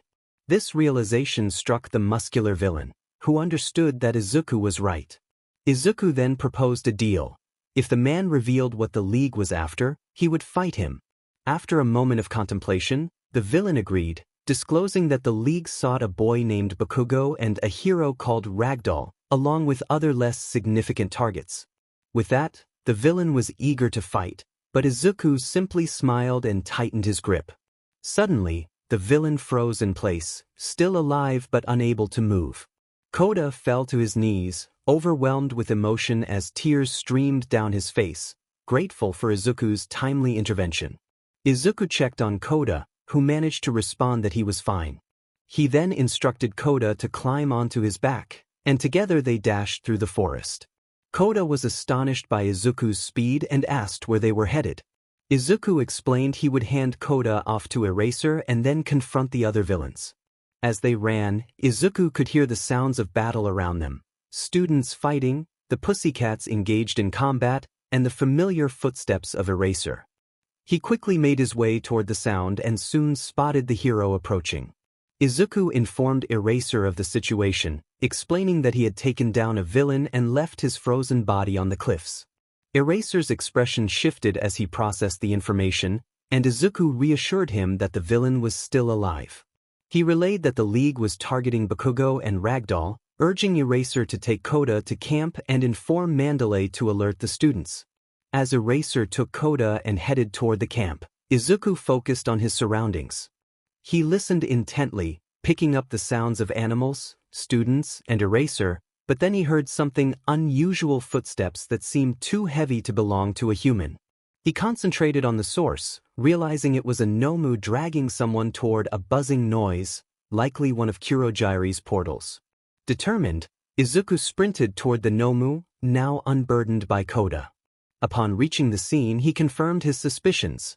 Ragdoll was being pulled into a portal, blood trickling down her head as she struggled for breath. Without hesitation, he charged toward the Nomu. It was large but not overly muscular. As Izuku approached, he formed an ice dagger and moved it toward the creature's exposed brain. The monster let out a piercing scream before collapsing heavily to the ground. Izuku thought to himself that it had been easier than expected, anticipating a tougher fight like the one he had faced in the USJ. However, he wasn't taking any chances. He placed his foot on the creature and encased it in ice, shattering it into dozens of pieces. Once the task was complete, he picked up Ragdoll and began racing toward the camp. With Ragdoll safe, he needed to help Bakugo. He continued to run, the camp's lights growing closer. As he leaped out of the trees, he took in the scene before him. The villains were retreating into a portal, and a man who resembled a magician was holding Bakugo by his neck, dragging him through it. Without hesitation, Izuku dropped Ragdoll and sprinted toward the portal. Aizawa shouted in desperation as he witnessed the portal closing around Bakugo. Izuku rushed forward, moving faster than ever before. The villains were unaware of his approach until it was too late. He grabbed Bakugo and pulled him free from the villain's grasp, throwing him back toward Eraser. The hero caught Bakugo, his expression now filled with even greater concern. Izuku smiled as the portal closed around him and the villains. The villains stared at him, and he returned their gaze. He found himself in what appeared to be a bar, or rather, their lair. Izuku surveyed the members of the League of Villains, recognizing this as the perfect opportunity to gather information on All for One. There were 8 villains and 1 Nomu in the room, some of whom he knew from police reports, while others he had faced in battle before. In a flash, Izuku dashed behind Kurogiri, catching the villains off guard. He seized Kurogiri by his mist-like head and froze him, effectively trapping the League without their teleport. "Nomu!" Shigaraki shouted, and the creature lunged at Izuku. However, the attack was in vain. As soon as the Nomu's fist made contact, it froze solid, letting out a pained roar before being completely encased in ice. Izuku unleashed a wave of ice, shattering the walls of the bar and sending the villains flying outside. He leaped after them, finding the villains scattered on the ground. He recognized Magna, who was unconscious with ice shards protruding from their leg. Only 6 villains remained. Suddenly, Shigaraki charged at Izuku with full force, furious that the hero was interfering with his plans. He raised his right hand, aiming for Izuku's head, but Izuku dodged effortlessly. Just as he prepared to freeze Shigaraki, a man covered in burn marks intervened, pulling Shigaraki back and launching a tornado of flames toward Izuku. Civilians screamed and fled the scene as local heroes arrived. Seeing the intensity of the battle, they opted to prioritize evacuating civilians rather than intervening, wary of getting in the way of the fight. As the blue flames subsided, Izuku stood unharmed, his injuries healing rapidly, leaving no trace behind. The flame villain remarked that it was going to be a tough fight, while a blonde girl, Himiko Toga, excitedly declared her intent to attack. Izuku recognized her as a dangerous foe, but at that moment, she posed no immediate threat. Toga rushed at him with a kitchen knife, but before she could reach him, Izuku vanished from her sight. When she turned around, terror filled her as she felt a hand touch her face before being encased in ice. Shigaraki, witnessing the scene, was furious. Izuku smiled and approached the remaining villains, announcing that only 5 were left. Shigaraki, finally strategizing, ordered Twice to create a clone of Dabi so they could fight together. The villain known as Twice complied, producing a duplicate of the flame user. The green lizard villain stood beside Shigaraki and the 2 Dabi clones, while the other 2 villains hesitated, clearly lacking combat-ready quirks.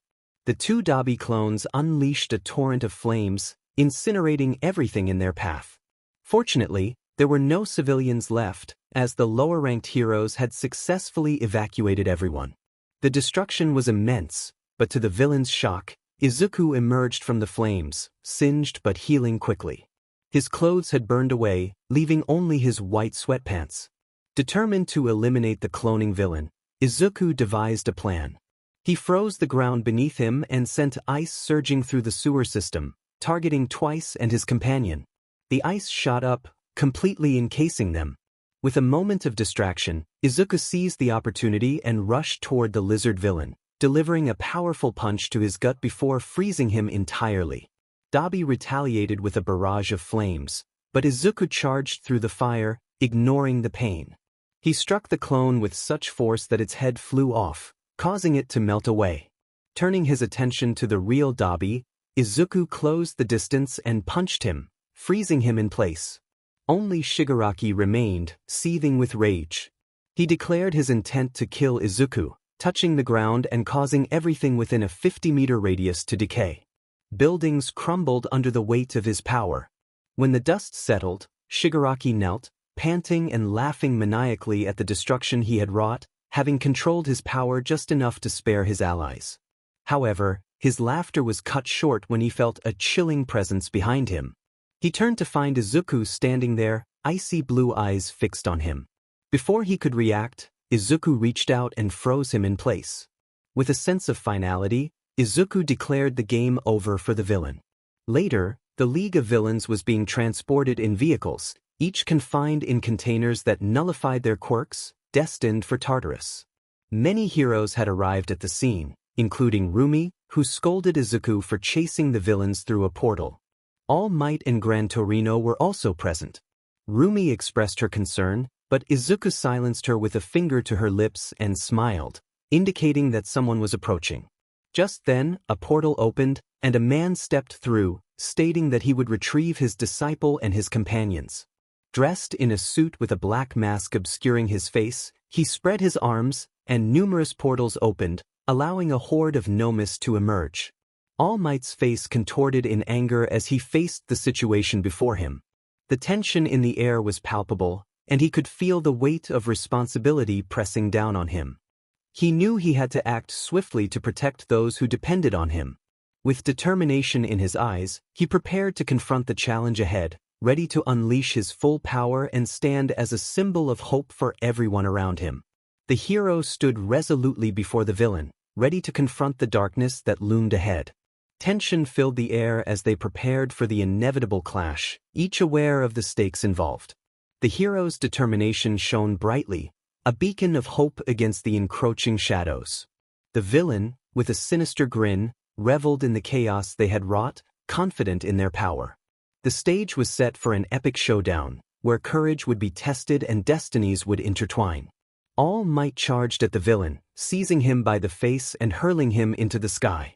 The man soared away, and All Might leaped after him, with Gran Torino close behind. Izuku faced the villains, or rather, the Nomus.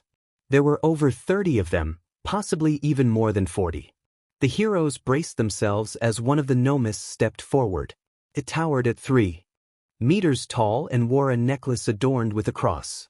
The Nomu proclaimed that it was unforgivable to stand in the way of its master, declaring the heroes evil and vowing to end them all. This declaration put the heroes on high alert. Izuku stepped forward, a peculiar smile on his face, neither happy nor sad, but unsettlingly pleased with the situation. Rumi recognized that smile all too well and sensed he was about to unleash something violent. He began to speak about the nature of evil, suggesting that life was a continuous series of compounded sins, and that darkness was an inherent part of existence. He accepted his fate and acknowledged the evil within them all. With that, he spread his arms, forming 2 ice daggers in his hands, and charged at the Nomus. All Might landed, facing All for One, with Gran Torino standing behind him. The villain laughed, mocking All Might's weakened state and claiming he barely felt the hero's earlier attempt to toss him. All Might readied his stance, determined to prove him wrong. With a powerful roar, All Might launched himself at the villain, throwing a punch that collided with All for One's fist. A massive shockwave erupted, sending buildings crumbling and debris flying. Both heroes were propelled in opposite directions, but Gran Torino caught All Might midair and safely landed back on the ground. All for One stood back up, rearing his fist, which began to grow as he infused it with more quirks. He launched a massive wave of air and dark energy toward the 2 heroes. All Might positioned himself in front of Gran Torino to block the attack, but the force still inflicted significant damage. As blood dripped from his injured arms, Gran Torino checked on him, and All Might insisted he was fine. All for One continued to laugh, deriding the heroes for their relentless attempts to save everyone, calling their efforts foolish. All Might confronted the villain, expressing his disdain for All for One's arrogance and the way he belittled their sacrifices to protect innocent lives. Fueled by anger, All Might charged at him again. This time, he managed to grab All for One's arm and slammed his fist into the villain's face, sending him crashing to the ground. Smoke began to rise from All Might's body as Gran Torino warned him that he was nearing his limit. All for One's laughter echoed as he recalled how Nana Shimura had said the same thing before he defeated her. All Might's fury ignited, and he screamed for the villain not to utter her name. He attempted another punch, but All for One countered, sending him soaring into the air. Gran Torino caught him once more, bringing him back to safety. Gran Torino cautioned All Might not to fall for All for One's provocations, reminding him of the consequences. The battlefield lay in ruins, with no buildings standing within a 100-meter radius, only a wasteland of debris and remnants of the fight. All for One raised his arm again, which began to swell with power. Gran Torino urged All Might to dodge, but the villain taunted him, questioning if he could truly evade the attack. All Might glanced behind him and saw a lone civilian lying on the ground, the only person left in the area who hadn't evacuated. He realized he had to block the attack to protect the innocent. With determination, he raised both arms to intercept the blow. The shockwave sent Gran Torino flying, but All Might stood firm. As the dust settled, he found himself no longer in his muscular form. He had reverted to a frail state.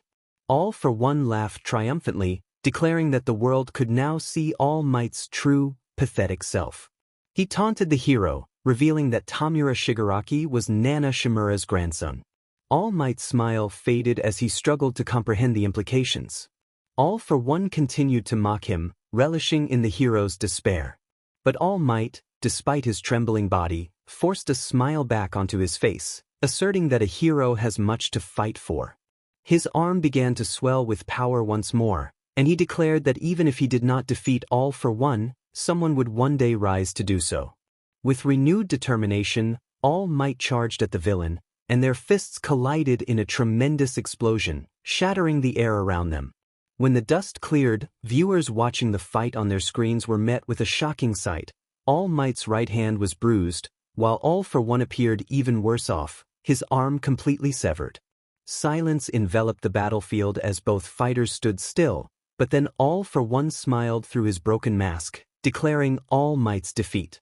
In an instant, his arm regenerated, leaving All Might bewildered by the villain's ability to stack so many regeneration quirks. All for One proclaimed that All Might had committed his greatest sin, giving people false hope. He reeled back his fist, preparing to strike the final blow. All Might lowered his head, resigned to his fate. But suddenly, All for One was sent flying backward as someone kicked him hard in the face. All Might looked up to see Izuku standing there, covered in blood that wasn't his own. In his right hand, Izuku held an ice dagger, and in his left, he grasped the head of one of the Nomus. Gran Torino quickly moved to assist, lifting All Might and a civilian to safety. Before he could leap away, All Might expressed his gratitude, acknowledging his failure to Izuku. Gran Torino then jumped to safety. From the rubble, All for One emerged, approaching Izuku with a menacing presence. He greeted Izuku, expressing his eagerness to meet him. Izuku met the villain's gaze, responding with determination. He admired the villain's mask but declared that he would have to shatter it along with the threat it represented. Izuku dashed at All for One, who raised his fist and launched it toward him. Their fists collided, creating a massive shockwave of power. Izuku smiled, knowing that he could freeze All for One. Ice enveloped the villain, rendering him motionless, but it melted away in an instant. The villain laughed, revealing that he had acquired extra quirks to counter Izuku's freezing ability. Izuku thought to himself that this would be problematic as he launched himself at All for One once more. Their fists collided again, the force of the impact causing their arms to explode with energy, only to heal in the blink of an eye. They exchanged blows fiercely, each impact resulting in a brief explosion of power, followed by rapid healing. Izuku couldn't deny that he was enjoying the fight more than he should have. Suddenly, All for One's fist slammed into Izuku's face with full force, sending him flying backward. Just as the villain prepared to continue his assault, he felt a sharp object pierce his abdomen. Looking down, he saw an ice dagger embedded in him, and he smiled, acknowledging Izuku's skill. He mused about whether to take Izuku's quirk or turn him into a Nomu, pondering his options. All for One pulled out the dagger and tossed it aside. Izuku sighed and got back on his feet. They began to walk toward each other, gradually increasing their pace into a full sprint. Izuku formed another dagger in his hand and swung it at All for One. The villain attempted to shatter the dagger with a powerful strike, but was caught off guard when the dagger struck his hand, slicing through it and continuing to sever his entire arm. Izuku quickly formed another dagger and aimed for All for One's neck. The villain raised his other hand and caught Izuku's arm just before the dagger could reach him. They remained in that tense position for a moment. One of Izuku's daggers lodged in All for One's injured arm while the other hovered dangerously close to his neck. However, the villain underestimated Izuku's control over ice. Suddenly, the dagger shifted, its pointed edge turning and piercing All for One's neck. The villain staggered backward, a spray of energy erupting from his neck.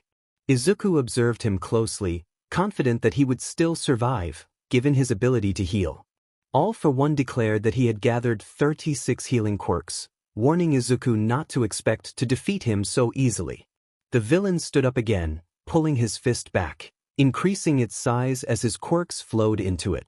In response, Izuku did the same, summoning all his strength.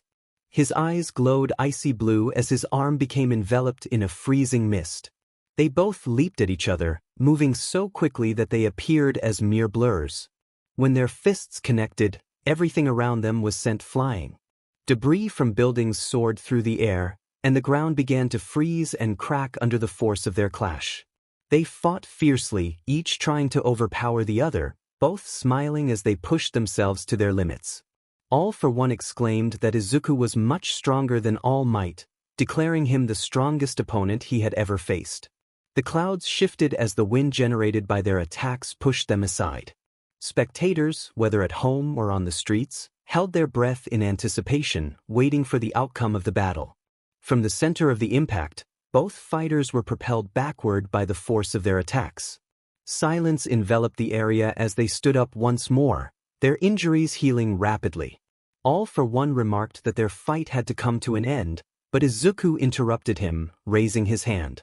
Izuku closed his eyes and listened, feeling the vibrations beneath him. He smiled, sensing that all the heroes had retreated to a safe distance, just as he had requested.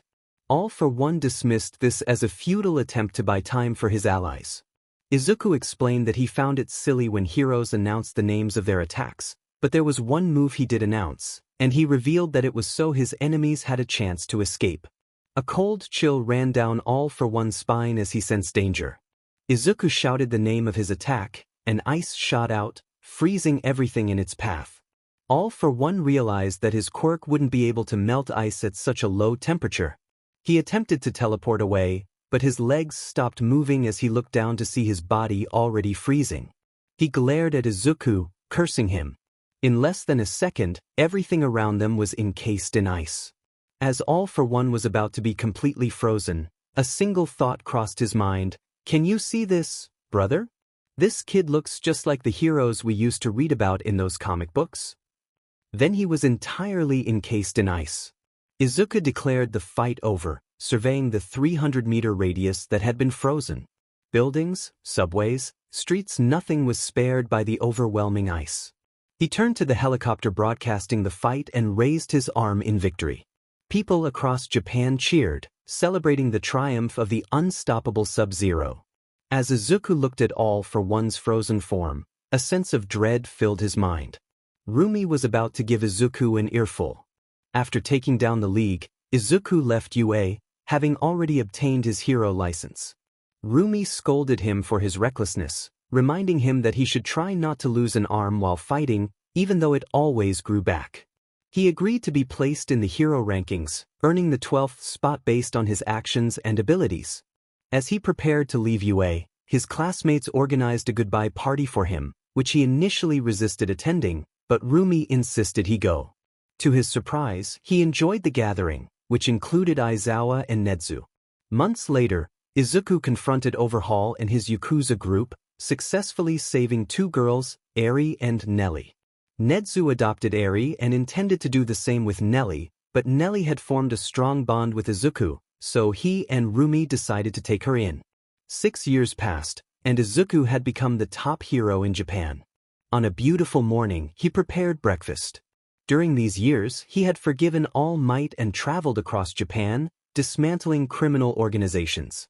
He was frequently approached by other countries for assistance in combating terrorists and mafia groups, gaining worldwide fame, which he found somewhat bothersome.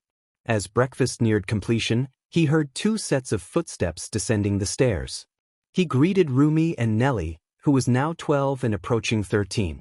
Nelly's quirk was similar to Eraserhead's. It allowed her to cancel other people's quirks as long as her blood made contact with them. This was why Overhaul had targeted her and Eri as test subjects for quirk erasing bullets. They all sat around the table and began to eat. Rumi then asked a question that nearly made Izuku choke on his drink. She inquired when he planned to propose. Confused, he asked how she knew, to which she replied that he had left the ring box on the table the night he bought it. Realizing there was no point in hiding it any longer, he stood up and went upstairs. When he returned, he held a ring in his hand. He asked Rumi if she would marry him, and she smiled brightly, jumping up to kiss him. Nelly watched them and remarked that if they were going to kiss, she would go to Uncle Might's house. This left Izuku and Rumi momentarily stunned. Rumi's Nelly, who had spoiled her innocent mind, and Nelly simply replied that it was Rumi herself. Izuku shrugged, and Rumi acknowledged it with a laugh. After Nelly left, they returned to their affectionate moment, enjoying the happiness of their engagement. It's okay. The author enjoyed writing and still believes they are a bad author, and no one can change that thought. However, they are considering creating another story, as mentioned in one of the chapters. The author expressed a desire for feedback on their writing and mentioned their newness to the platform, wondering about the purpose of voting on chapters. They encouraged readers to check out their new story, hoping it might appeal to them.